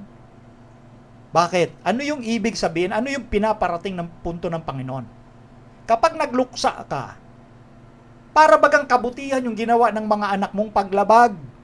Huwag mong ipagluksa yung masama nilang ginawa sa harap ng Panginoon dahil parang gina-justify mo na wala silang mali. Yan ang pinaparating na punto ng Panginoon. Ipapakita sa buong bayan na ang mali, ang kasalanan, hindi tinotolerate ng Panginoon. Ngayon, bakit na nanatili ngayon yung mga kasamaan? Kasi may inila ang panahon ng Panginoon kung kailan wawakasan yan. Nakalagay yan sa Ecclesiastes 8:11. Kumbaga pinapahinog ng Panginoon, sabay-sabay na nating parusahan yung kasamaan na nangyayari sa sanlibutan. Kaya yung iba tuloy-tuloy sa paggawa ng kasamaan. Noon kasi, right din under, talagang ginagawad ng Diyos ang parusa kasi nakalaan ng Israel bilang liwanag sa mga bansang nakapalibot sa kanila. Sila ang gagamitin ng Diyos na channel of God's blessing and truth to their surrounding nations. Pero paano sila magamit kung sila din mismo gumagawa ng kalokohan? Kaya mismo ang Panginoon ang nagbibigay, nagagawad ng kaparusahan agad-agad nung makapanahunang yon. So yun yung mga na-example natin. Si Hopni at Pinehas, mga anak naman ito ni Eli. Si Eli pare, saserdote at hukom at the same time. Napakabait ni Eli bilang propeta, bilang hukom, bilang pare. Pero mga anak niya na naglilingkod din sa sanktuaryo, mga loko rin. Pinatay din ng Panginoon. Nadamay pa si Eli kasi si Eli masyadong mabait, masyadong malambot. Siya mismo napatay. Noong matanda na siya, around 90 years old, nabalitaan niyang napatay sa gera yung dalawa niyang anak. Kasi yung dalawang anak naman, kinuha ng sapilitan, yung kaba ng Panginoon, dadalhin sa gera para manalo daw. Hindi pinaintulutan ng Panginoon katwiran nila yon. Nung mabalitaan ni Eli na namatay yung mga anak niya, bumagsak siya, inatake. Bagsak siya habang nakaupo siya sa kanyang upuan, patalikod, nabali yung leeg. Yun ang ikinamatay ni Eli. Di ba malungkot? Kaya ang sabi natin, yung katwiran, dapat nakahanay sa katwiran na sinasabi ng Diyos. Ito pang isang katwiran, si Haring Saul. Inutusan ng Panginoon, lipulin mo lahat ng mga Amalekita. Wala kang ititira. Bata, sanggol na sumususo, babae, lalaki, maging mga hayop nila. Nung natapos na yung mission ni Saul, nagulat itong si Propeta Samuel. Bakit? Ang daming kaingay. Nagdala pala si Haring Saul ng mga buhay na mga matatabang hayop. At ang sabi niya, ihandog ko naman sa Panginoon ito katwiran ni Saul. Taliwa sa utos ng Diyos, parang sinasabi kasi, no man's land. Walang dapat buhay na ititira ka dyan. Bukod sa mga hayop na dinalang buhay ni Saul para daw ihandog naman sa Panginoon, dinala niya ring buhay yung hari doon sa lugar. Kasi kapag nadala mong buhay sa iyong pag-conquer sa isang bansa nung papanahunang yon, sa isang kingdom, ang kanilang hari, symbol yan ng lalong honor, karangalang mapapasa iyo. Dahil dinala mong buhay yung kalaban mo na hari. So, para lang sa glory yun ni Saul. Nagbigay lang siya ng katwiran, hindi, yung mga hayop na ito, ihahandog ko naman Taliwas sa sinabi ng Panginoon. So, ganun din dito. Kumbaga nilawakan ko lang yung mga prinsipyo na dapat nating maintindihan. Marami kayong pwedeng ikatwiran. Hindi. Kasi tutulong tayo sa church pag meron tayong nakaupo sa politika. Katwiran mo yan. Pero ang sabi ng Diyos kay Ellen White, hindi dapat. Madali lang magsabing tutulong tayo. Dali lang yun Pero dapat makita natin kung ano yung sinasabi ng Diyos. Kaya nga dito sa ating program, paulit-ulit kong sinasabi, hindi ako magsasalita rito ng ayon sa gusto lang ng sino man. Magsasalita ako rito ayon sa sinabi ng Diyos. Dahil yun ang sinabi ng Biblia. Hindi tayo makisangkot dapat sa politika. Yan ang ating masasabi. Kasi yun ang tanong eh. Di ba? Ngayon, tuloy pa natin na Micah. Ito pa, may babasahin pa tayo rito. These unions are one of the signs of the last days. Men are binding up in bundles, ready to be burned. They may be church members, but while they belong to these unions, they cannot possibly keep the commandments of God. For to belong to these unions means to disregard the entire Decalogue. Yan. Ito mga ganitong uri kasi ng samahan sa huling araw na ito.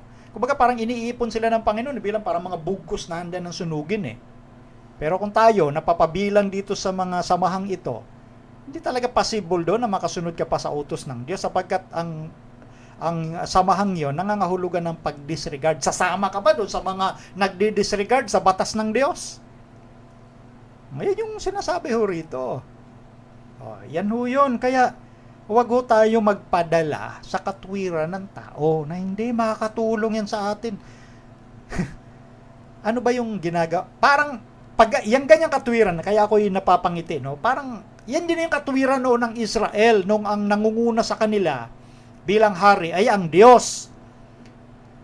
Ang sabi ng Israel noon kay Samuel, kasi matanda na si Propeta Samuel, kailangan namin ng hari para kami maging tulad sa ibang mga bansa na nakapalibot sa amin na meron silang hari na humahatol sa gitna nila. Kita nyo, na-disregard ng Israel ang Diyos. Ang Diyos ang kanilang hari. That's why theocracy form of government ang gobyerno noon ng Israel. Theocracy means ang Diyos ang nangunguna sa kanilang gobyerno. Wala silang tiwala sa Diyos. Ang kanilang pattern ay nakatingin sa pattern ng surrounding nations. So, ganun din tayo kapag ganyan ang katwiran natin. Hindi para makatulong din sila sa iglesia. Tingnan mo yan. Nasaan ang Diyos sa iyong perspective? Hindi ba ang Diyos ang tumutulong sa kanyang bayan? Hindi ba ang Diyos ang may kontrol ng lahat ng pangyayari sa sanglibutan? Ang Diyos ang lahat ng may kontrol. Ba't di natin hingin sa Diyos ang tulong? Para bagang kulang ang Diyos para magampanan natin yung... Anyway, eto marami ho ang kumbaga nadadala doon sa isipan na para mapagaan yung ating pagkeep ng Sabat, yung mga bata pwedeng mapayagang pumasok sa eskwela, meron tayong dapat isulong sa Congress na gagawa ika ng batas para igalang yung ating kumbaga karapatan na hindi umattend ng mga seminars o pag-araw ng Sabat o pumasok sa eskwela ng araw ng Sabat o pumasok sa trabaho ng araw ng Sabat. Alam nyo mga kapatid, ganito yan.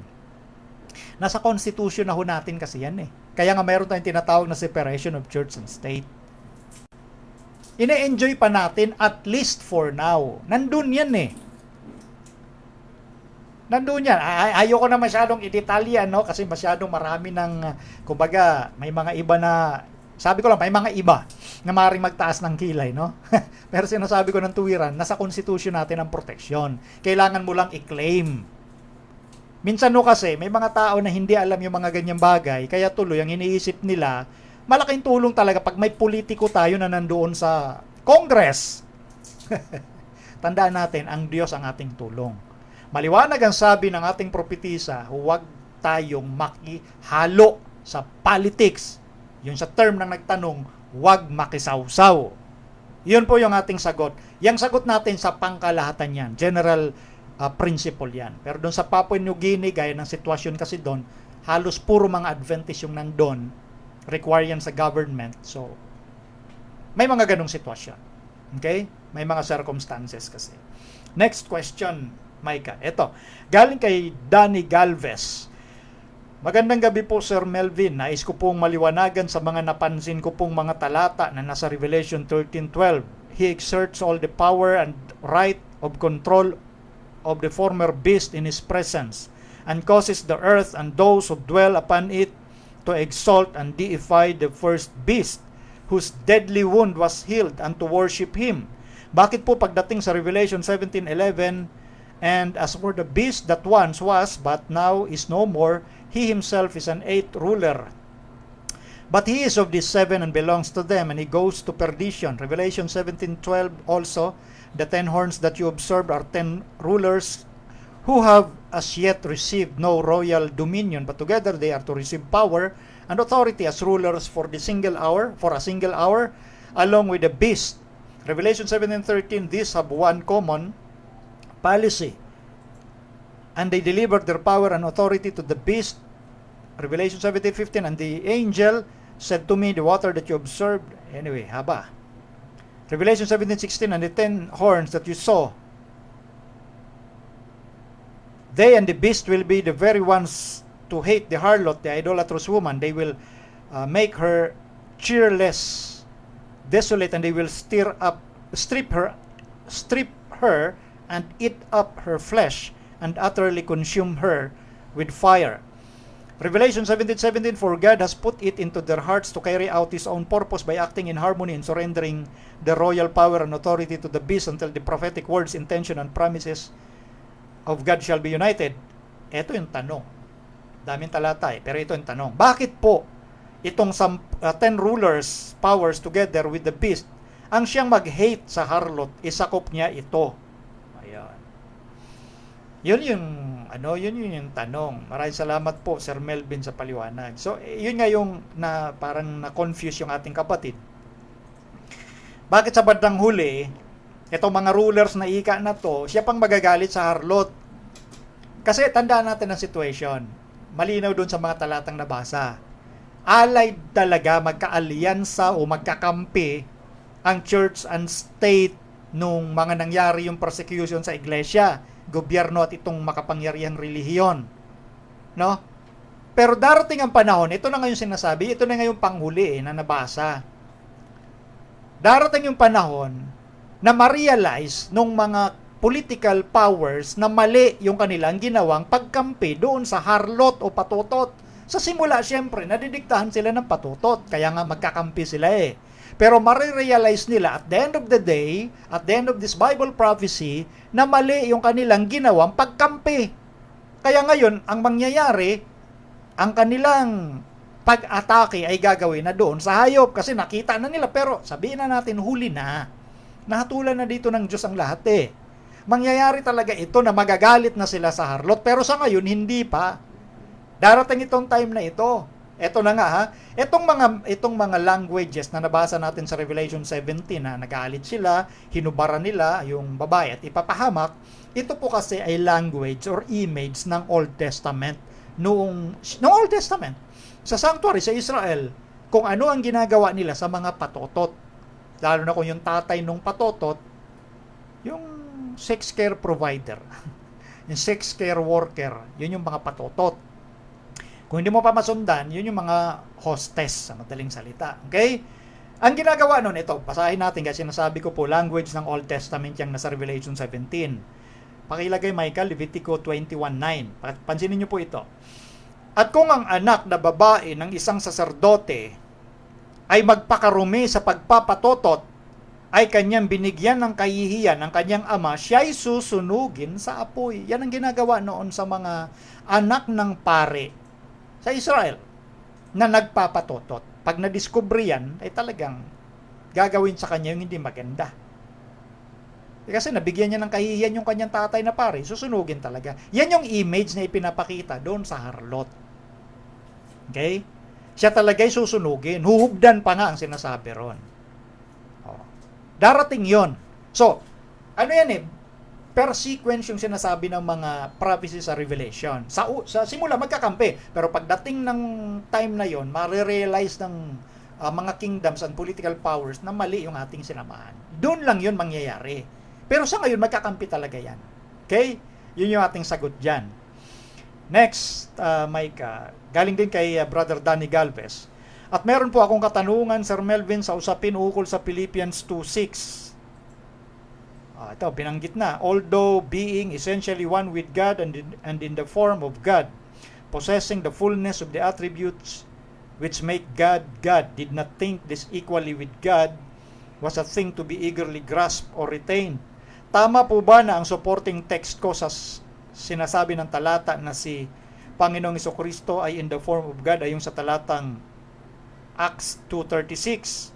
Therefore, let the whole house of Israel recognize beyond all doubt and acknowledge assuredly that God has made him both Lord and Christ, this Jesus whom you crucified. At yung sa Isaiah 43:10. Maraming salamat po, Bro Melvin. Hindi ko na babasahin yung mga yun. Kasi tinatanong niya dito sa punto na ito.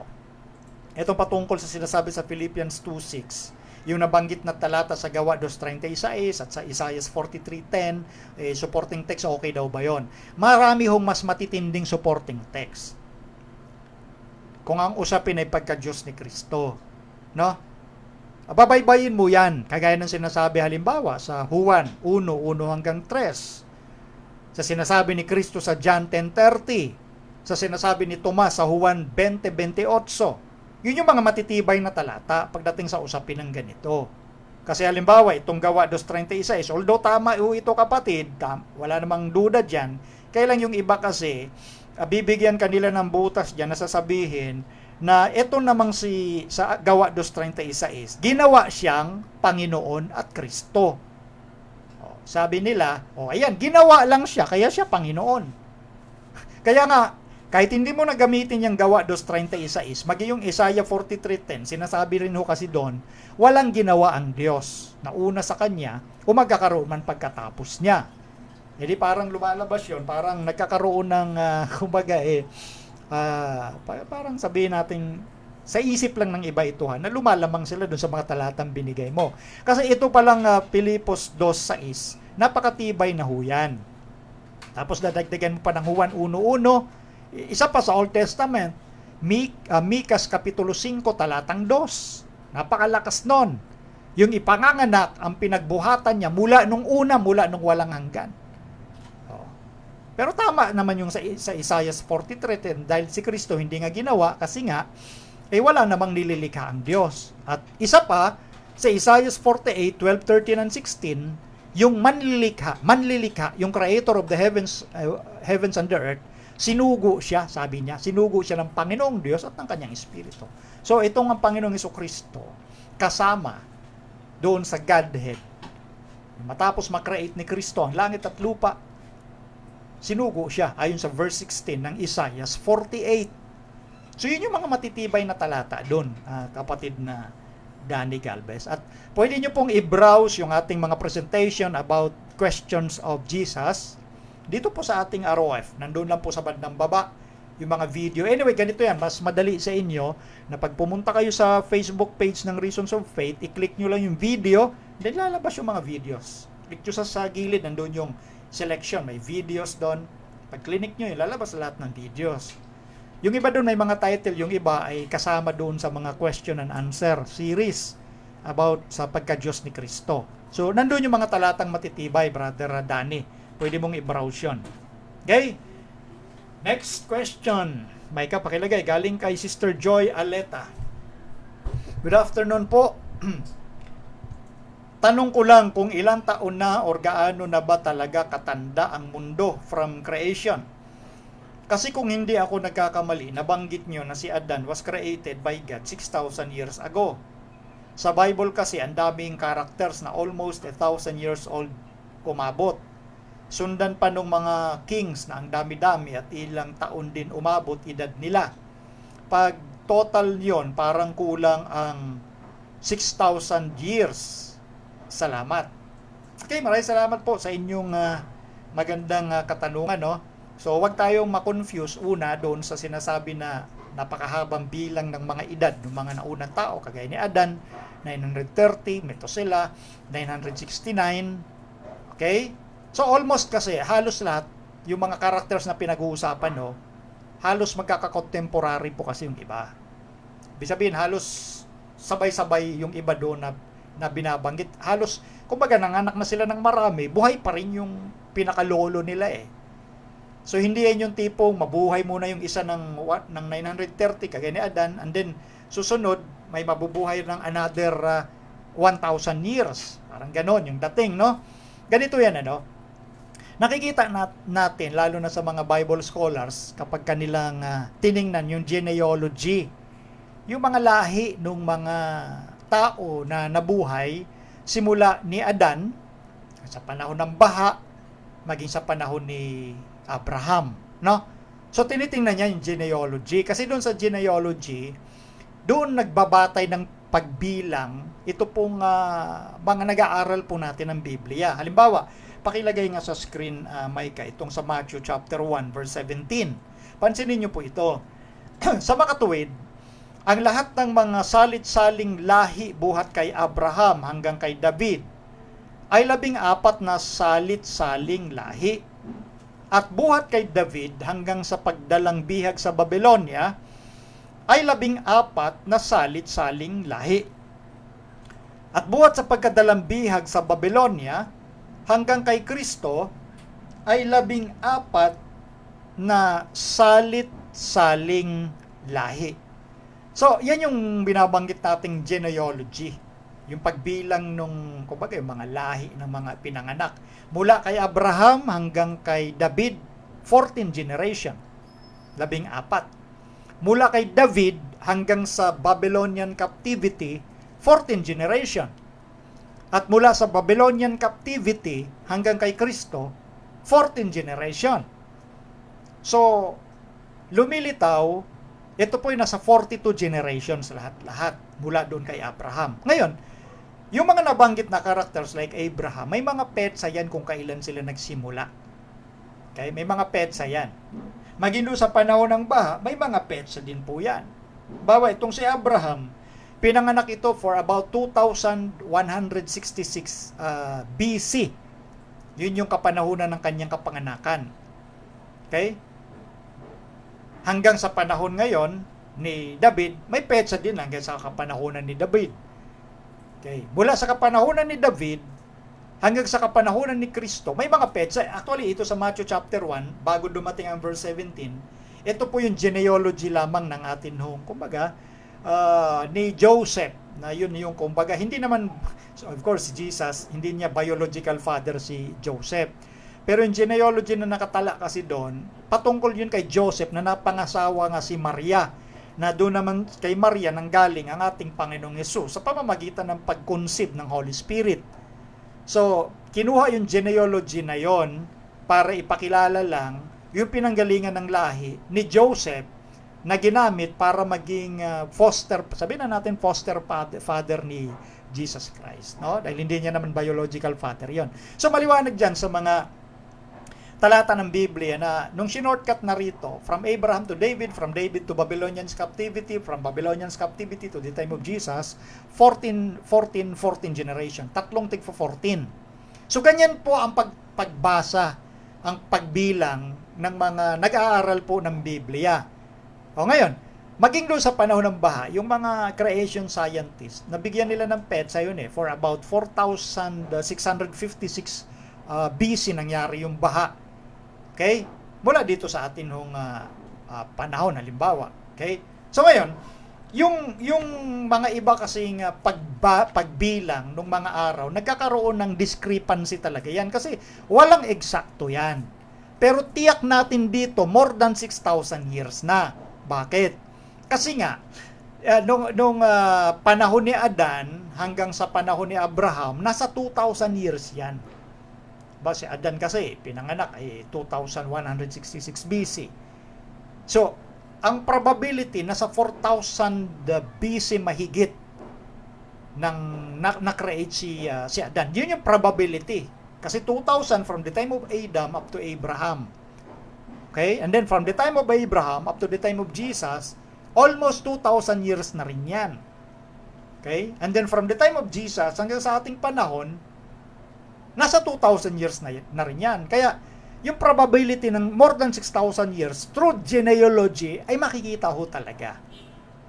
Makikita through genealogy.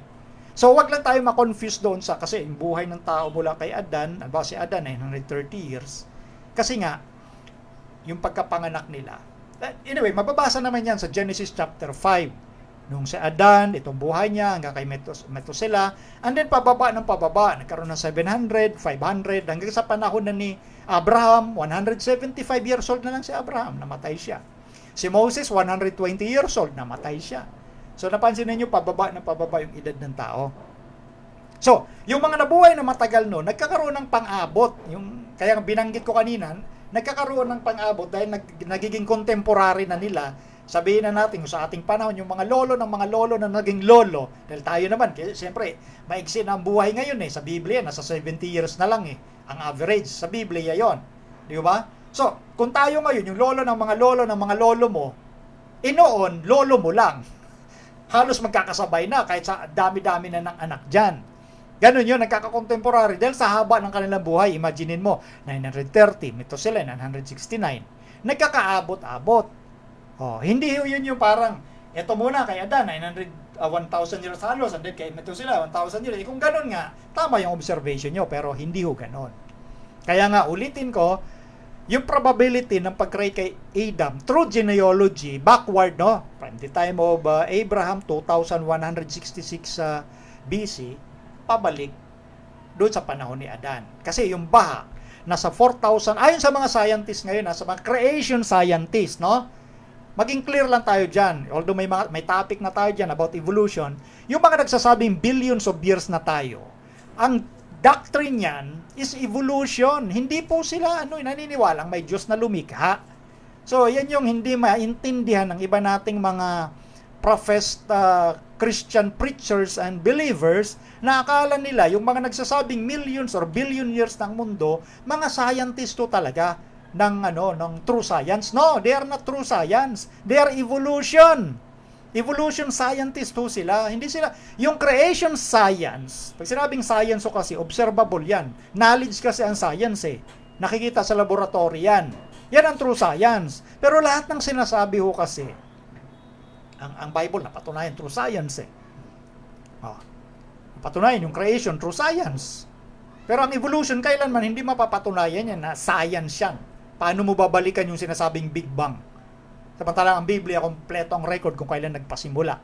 So, sinasabi natin, yung mga nagbilang ng genealogy, mga true scientists yan. Yung mga may parano kasi sila ng pagbilang Ang isa sa nag-define yan ay si Dr. Grady, isang creation scientist. Dati, evolutionist siya. Scientist siya, pero evolution ang kanyang paniniwala. Kasi tandaan yung evolution, religion yan. Hindi yan ang true science. Religion yan. Ang true science, talaga, ito, kagaya ni Dr. Grady, meron silang pamamaraan ng pagbilang. Halimbawa, kung gaano na kahaba o ano nang nangyari dito sa lugar na ito, paano nagkaroon ng forma ng bato na ganito, sa pamamagitan ng agos ng tubig, meron silang pamamaraan kung paano nila binibilang yun At nakikita nila sa pag-aaral through science, yung observable na pamamaraan ng pagbilang, paggamit. Binanggit niya na ang mundo natin, ayon sa creation scientist na ito, yung panahon ng baha mula sa ating panahon ay nasa halos 4,656 na naganap. Pero uulitin ko merong mga tinatawag na hindi pare-pareho nung petsa. Merong discrepancies. Bakit? Kasi ang discrepancies nangyari dahil doon sa ano ba yung source ng ginamit. Meron kasing gumagamit ng Masoretic text at meron gumagamit ng Septuagint, yung LXX. Okay? Kasi yung Masoretic text, yan po yung standardization ng Hebrew Bible na naganap nung kaagahan ng Anno Domini sa panahon ng Christianity, no?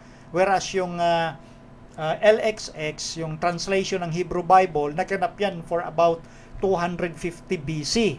So nasa 3rd century BC na ho yung tinatawag na Septuagint. So meron doong discrepancy pagdating doon sa date. For example, 17, yung isa 27. So pagka naiipon yun, nagkakaroon ng malaking agwat. So doon nangyayari yung discrepancy sa pagbilang. So ganun pa man, lumilitaw pa rin na nasa 6,000 years old na ang atin nung sanglibutan, patungo doon, more than 6,000 years old. Yan yung tinatawag na most probable at batay yan sa genealogy na nasa Biblia, yung pagbilang ng mga lahi. So yun. Ngayon, may gusto lang akong basahin dito sa sinabi ni Josephus. Si Josephus po kasi, ito po yung Hudyo po ito na nabuhay maging sa panahon noon ng destruction ng Jerusalem sa kaagahan ng sangkakristyanuhan. Buhay na rin ito nung malapit sa panahon ng ating Panginoong Jesucristo. 1st century AD ito. So may mga libro siya, antiquities, tapos yung iba about sa war na nangyari noon sa mga Hudyo sa Jerusalem. Babasahin ko po itong isang portion, pakilagay Micah, itong Josephus Antiquities, sabi rito, Josephus confirms the number 27 as the day the flood started. Now, he says that this flood began on the 27th day of the aforementioned month, and this was 2,656 years from Adam. So, may binabanggit siya rito na pinagbatayan niya na yung nabanggit daw na baha nung panahon ni Noe ay nasa 2,656 na mula sa panahon ni Adan. So from the time of Adam, ang pagbilang nila nasa 2,656 na. Si Abraham, nabanggit ko kanina, pinanganak 2,166 BC. So, halos nasa 500 years after ng baha, pinanganak itong si Abraham. So kaya nga maging sila Josephus na isang Hudyo, at ang pinagbatayan ni Josephus mismo dito, Hebrew Bible. Bago pa nagkaroon ng tinatawag na Masoretic text. Kasi doon sa Masoretic text, doon nagkaroon ng malaking discrepancy ang pagbilang. Pero tandaan ninyo, mas nauna itong si Josephus. O ngayon, isa pa, may kapakilagay. Josephus was using a Hebrew Torah, not the Septuagint. O, kita nyo? Kasi, ito ang talagang ginagamit ng Hudyo na ito, na si Josephus. What this means is that the Hebrew Torah in the hands of Josephus in 70 AD was in agreement with the Greek Torah Septuagint. It is likely that the alteration was made by the Jews at Zippori in 160 AD when they also corrupted the Genesis 5 and 11 chronologies in the Hebrew Torah. Anyway, marami siyang sinabi rito. Pakitanggal na dyan, Micah. Pero ang punto rito, yung binasa natin nung una, ang pinagbatayan nga ni Josephus sa pagbilang, eto, tandaan ninyo, mga Hudyo ito. Alam nila yung pamamaraan. Alam nila yung mga lahi-lahi na pinag-uusapan. Bagamat hindi gumagamit si Josephus ng Torah kundi Hebrew mismo . Yung Hebrew hindi pala yung Septuagint, no? Hindi yung Septuagint. Kahit lumitaw na ito bago dumating pa si Josephus kasi 250 BC lumitaw na ang Septuagint translation. Pag sinabing Septuagint, ito yung translation from Hebrew Bible to Greek. Ito yung first translation of the Hebrew Bible na naganap nga noong 250 BC, no? So, ang pinagbatayan ni Josephus, bakit siya dumating sa punto na sa punto na 2,656 years yung panahon noon ng baha mula sa panahon ni Adan. Kaya ngayon yung binabanggit natin, mula sa panahon ni Adan hanggang kay Abraham, nasa 2,000 o more than 2,000 years na. Okay? Kasi nga, pababa ang bilang ng BC.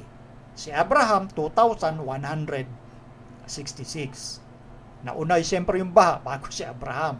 Kaya yun yung binabanggit ni Josephus. So, yan yung pinagbabatayan natin, Sister Joy, dito po sa sinasabi, maging sa Spirit of Prophecy, na nasa 6,000 years old na ang ating mundo.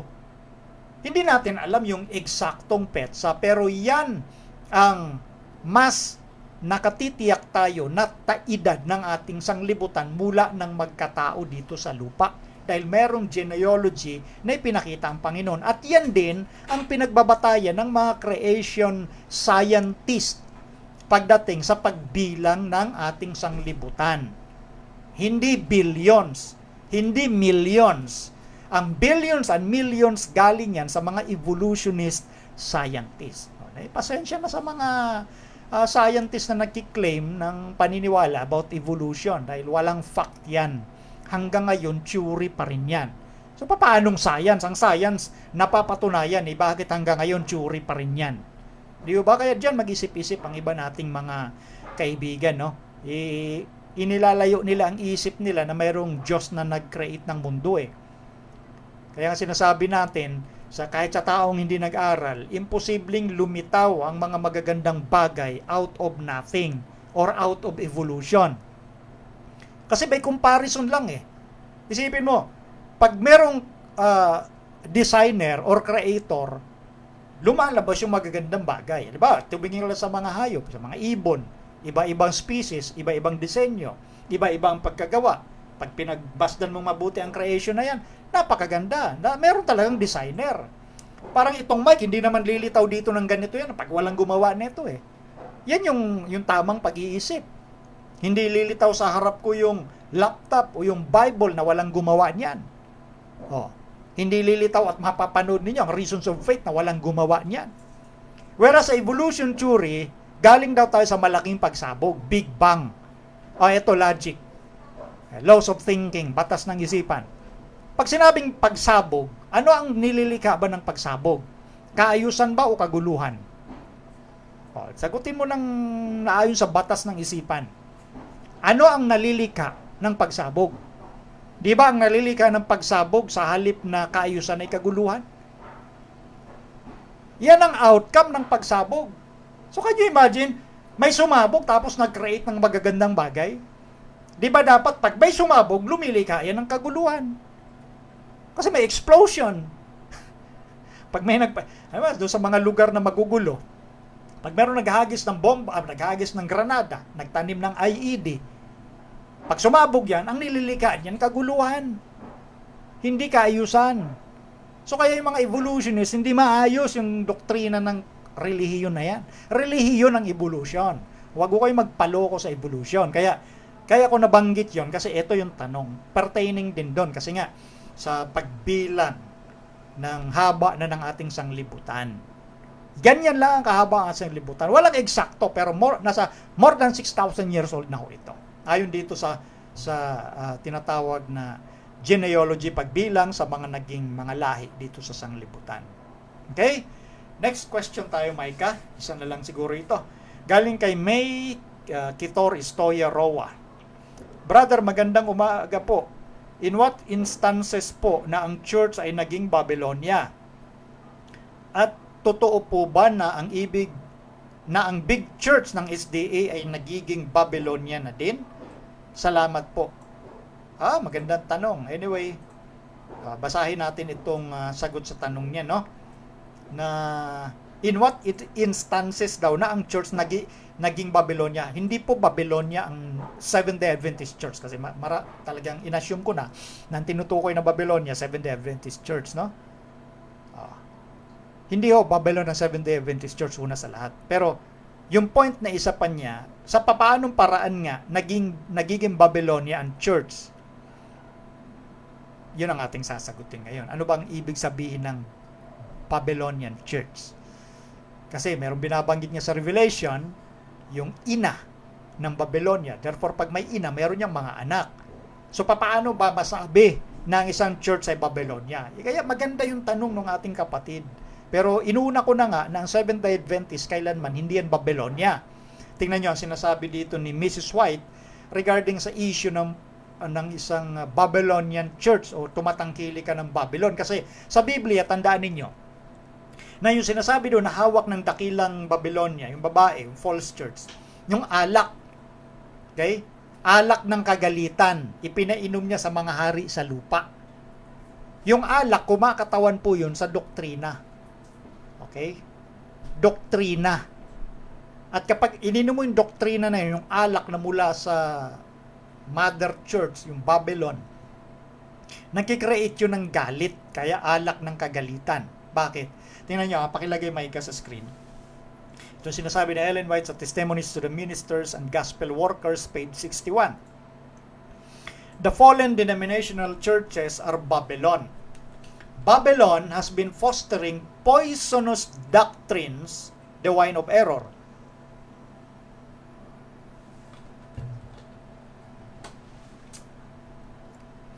Yung Babylon has been fostering poisonous doctrines, the wine of error.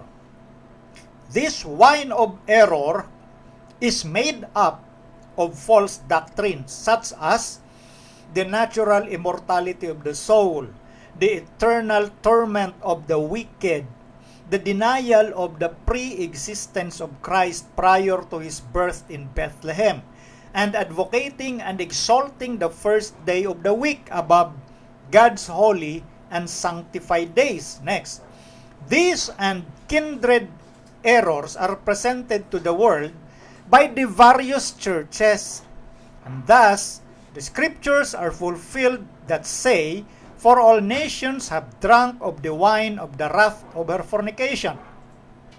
It is a wrath which is created by false doctrines. And when kings and presidents drink this wine of the wrath of her fornication, they are stirred with anger against those who will not come into harmony with the false and satanic heresies which exalt the false Sabbath and lead men to trample underfoot God's memorial. So ito, inisa-isa po rito at kinote ngayon talata ng Biblia, no? Yung mga various churches at yung kanilang mother church, yung fallen denominational churches, yun yung tinatawag na Babylon. Siyempre, pinangungunahan nung ina ng Babylonia. Yung Babylon Ika, sila yung nagdadala ng mga maling aral ng doktrina, katulad ng natural immortality of the soul. Ibig sabihin nun, yan yung paniniwala na ang namatay na tao ay meron pang buhay na espiritu o kaluluwa. Part yan ng Babylon Doctrine. Pangalawa, yung walang hanggang kaparusahan sa masasama. Ibig sabihin, may impyerno yung masasama, walang katapusan. Yon, mabubuhay sila walang hanggan na sinusunog sa apoy. Maling doktrina yan. Yan ang aral ng Babylonia. Then, yung pangatlo, yung pagtanggi o hindi pagkilala na si Jesus ay Diyos.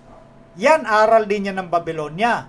At yung pang-apat na binabanggit dito na doktrina ng Babylon, ginagawa mong Sabat yung linggo. Yung tinataas mo yung first day of the week. Yung apat na binabanggit dyan, yan yung mga nakapaloob. Ito yung mga pilar ito, yung mga haliging doktrina ng Babylon. So ngayon, kaya kasi nasabi natin, ang Seventh-day Adventist, hindi Babylon, kasi ang definition ni Mrs. White, kaya kasi nasabi ito yung tungkol kay Mrs. White, kasi yung mga nagbibintang na Babylon ng SDA, yung mga dating Seventh-day Adventist din. Natawag daw nila dito sa Adventist Church, Babylon. Which is, ang Babylon pala, composed ng mga doktrinang nabanggit. O may doktrina ba ang Seventh-day Adventist na naniniwala na ang patay may buhay pa? May doktrina ba ang Seventh-day Adventist na ang masasama masusunog ng walang katapusan? Na sila'y may walang hanggang buhay sa impyerno ng apoy? Ang Seventh-day Adventist ba hindi naniniwala na Diyos si Kristo? Ang Seventh-day Adventist ba nangingili ng linggo? Iyan kasi yung nakapaloob sa Babylonian doctrine. Kaya ngayon, bakit nga binanggit na alak ng kagalitan? Kasi nga, kapag ininom ito, lalo na ng mga pangulo ng sanglibutan, ng mga hari, lumilikha ito ng galit sa kanila doon sa mga tao na ayaw umayon sa gusto nila. Halimbawa, itong malapit ng panahong kinakaharap natin. Malapit na huyan. Ipapatupad na ang mark of the beast, yung pangingili ng araw ng linggo. Yung Sunday law, batas tungkol sa linggo. O ngayon, pag hindi ka umayon dyan, yung galit nila sa pamamagitan ng batas, matitikman mo. Yung pinakamatindi, yung death penalty, nasa Biblia yan eh. Lahat ng hindi tatanggap ng tatak sa kanyang noo at kamay ay papatayin. Hindi makabili, hindi rin makapagbili. O yan. O, di nag-create ng galit. Yan yung, yung alak ng kagalitan. Di ba? So, yun yung definition. Kaya, maganda yung tanong dito. At sinagot lang natin kung paano, ano ang instance ng isang church sa Babylonia, yun, tinatangkilik niya yung mga doktrinang paniniwala sa patay, na may buhay pa, may espiritu, may kaluluwa yan, lumulipad-lipad lang dyan, at nagmamasi doon sa mga naiwan niya. O, yan yun. Yung naniniwala na si Kristo ay hindi Diyos, tao lamang, o Babylonia yan. O, yung naniniwala na ang linggo ay Sabat, Babylonia yan. Ngayon ko kasi, wala pa yung mark of the beast, wala pa. Yung mga nangingilin ngayon ng linggo, wala pang tatak ng hayop yan, wala pa kasi hindi pa naman isa sa batas yan. Ang pagsasabatas sa pamamagitan ng gobyerno. Kaya ibig sabihin, may pagkakataon ng lahat.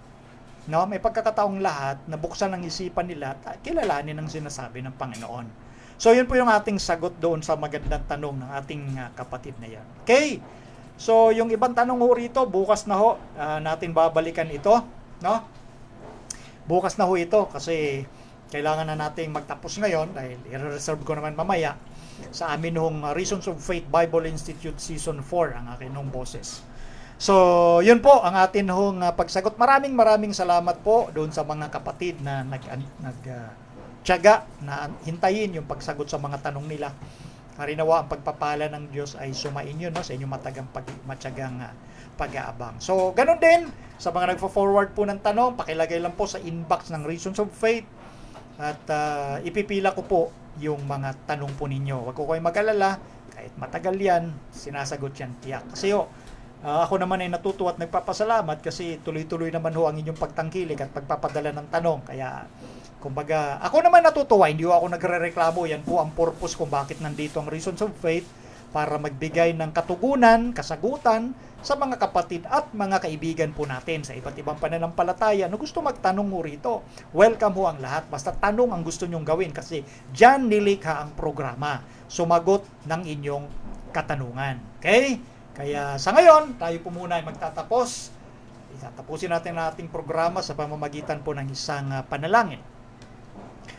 Ama naming Diyos, kami po ay nagpapasalamat ng marami sa inyo sapagkat inyo pong ginabayan ng Santong Espiritu ang aming pagtatanghal sa oras at araw na ito ng Sabath, ng pagsagot sa mga tanong na humihingi ng katwiran ng kasagutan mula sa inyong salita. Harinawa o Diyos, ang mga sagot na ito ay nagdulot sa kanila ng liwanag at pag-asa sa katotohanan ng Diyos na nais ibahagi sa kanila. Ano man po mga pagkukulang kasalanan na inyong nakita, kami po ay patuloy na humihingi ng kapatawaran at maghari ang inyong Santong Espiritu sa aming mga buhay habang naghihintay sa malapit na pagdating na inyong bugtong na anak. Ito po ang aming samot hiling. Maraming salamat sa pagtugon. Alang-alang na lahat sa pangalan ng Panginoong Hesus. Ang programang Reasons of Faith ay pansamantalang nagpapaalam sa pangalan po ng aking mga nakaagapay dito, Micah Sarmiento, ang aking pamangkin, at ang aking unika iha, Princess Alia Sarmiento, at ang aking may bahay na nagbahagi ng mga video, Made in Sarmiento, at sa lahat po ng ating mga kapatiran, mga followers na nag-share ng ating mga video, pagpalain po tayong lahat ng ating Panginoon. Ito po si Brother Melvin Sarmiento na nagsasabing bukas ng alas 3 ng hapon, muling ituloy natin ang ating programa.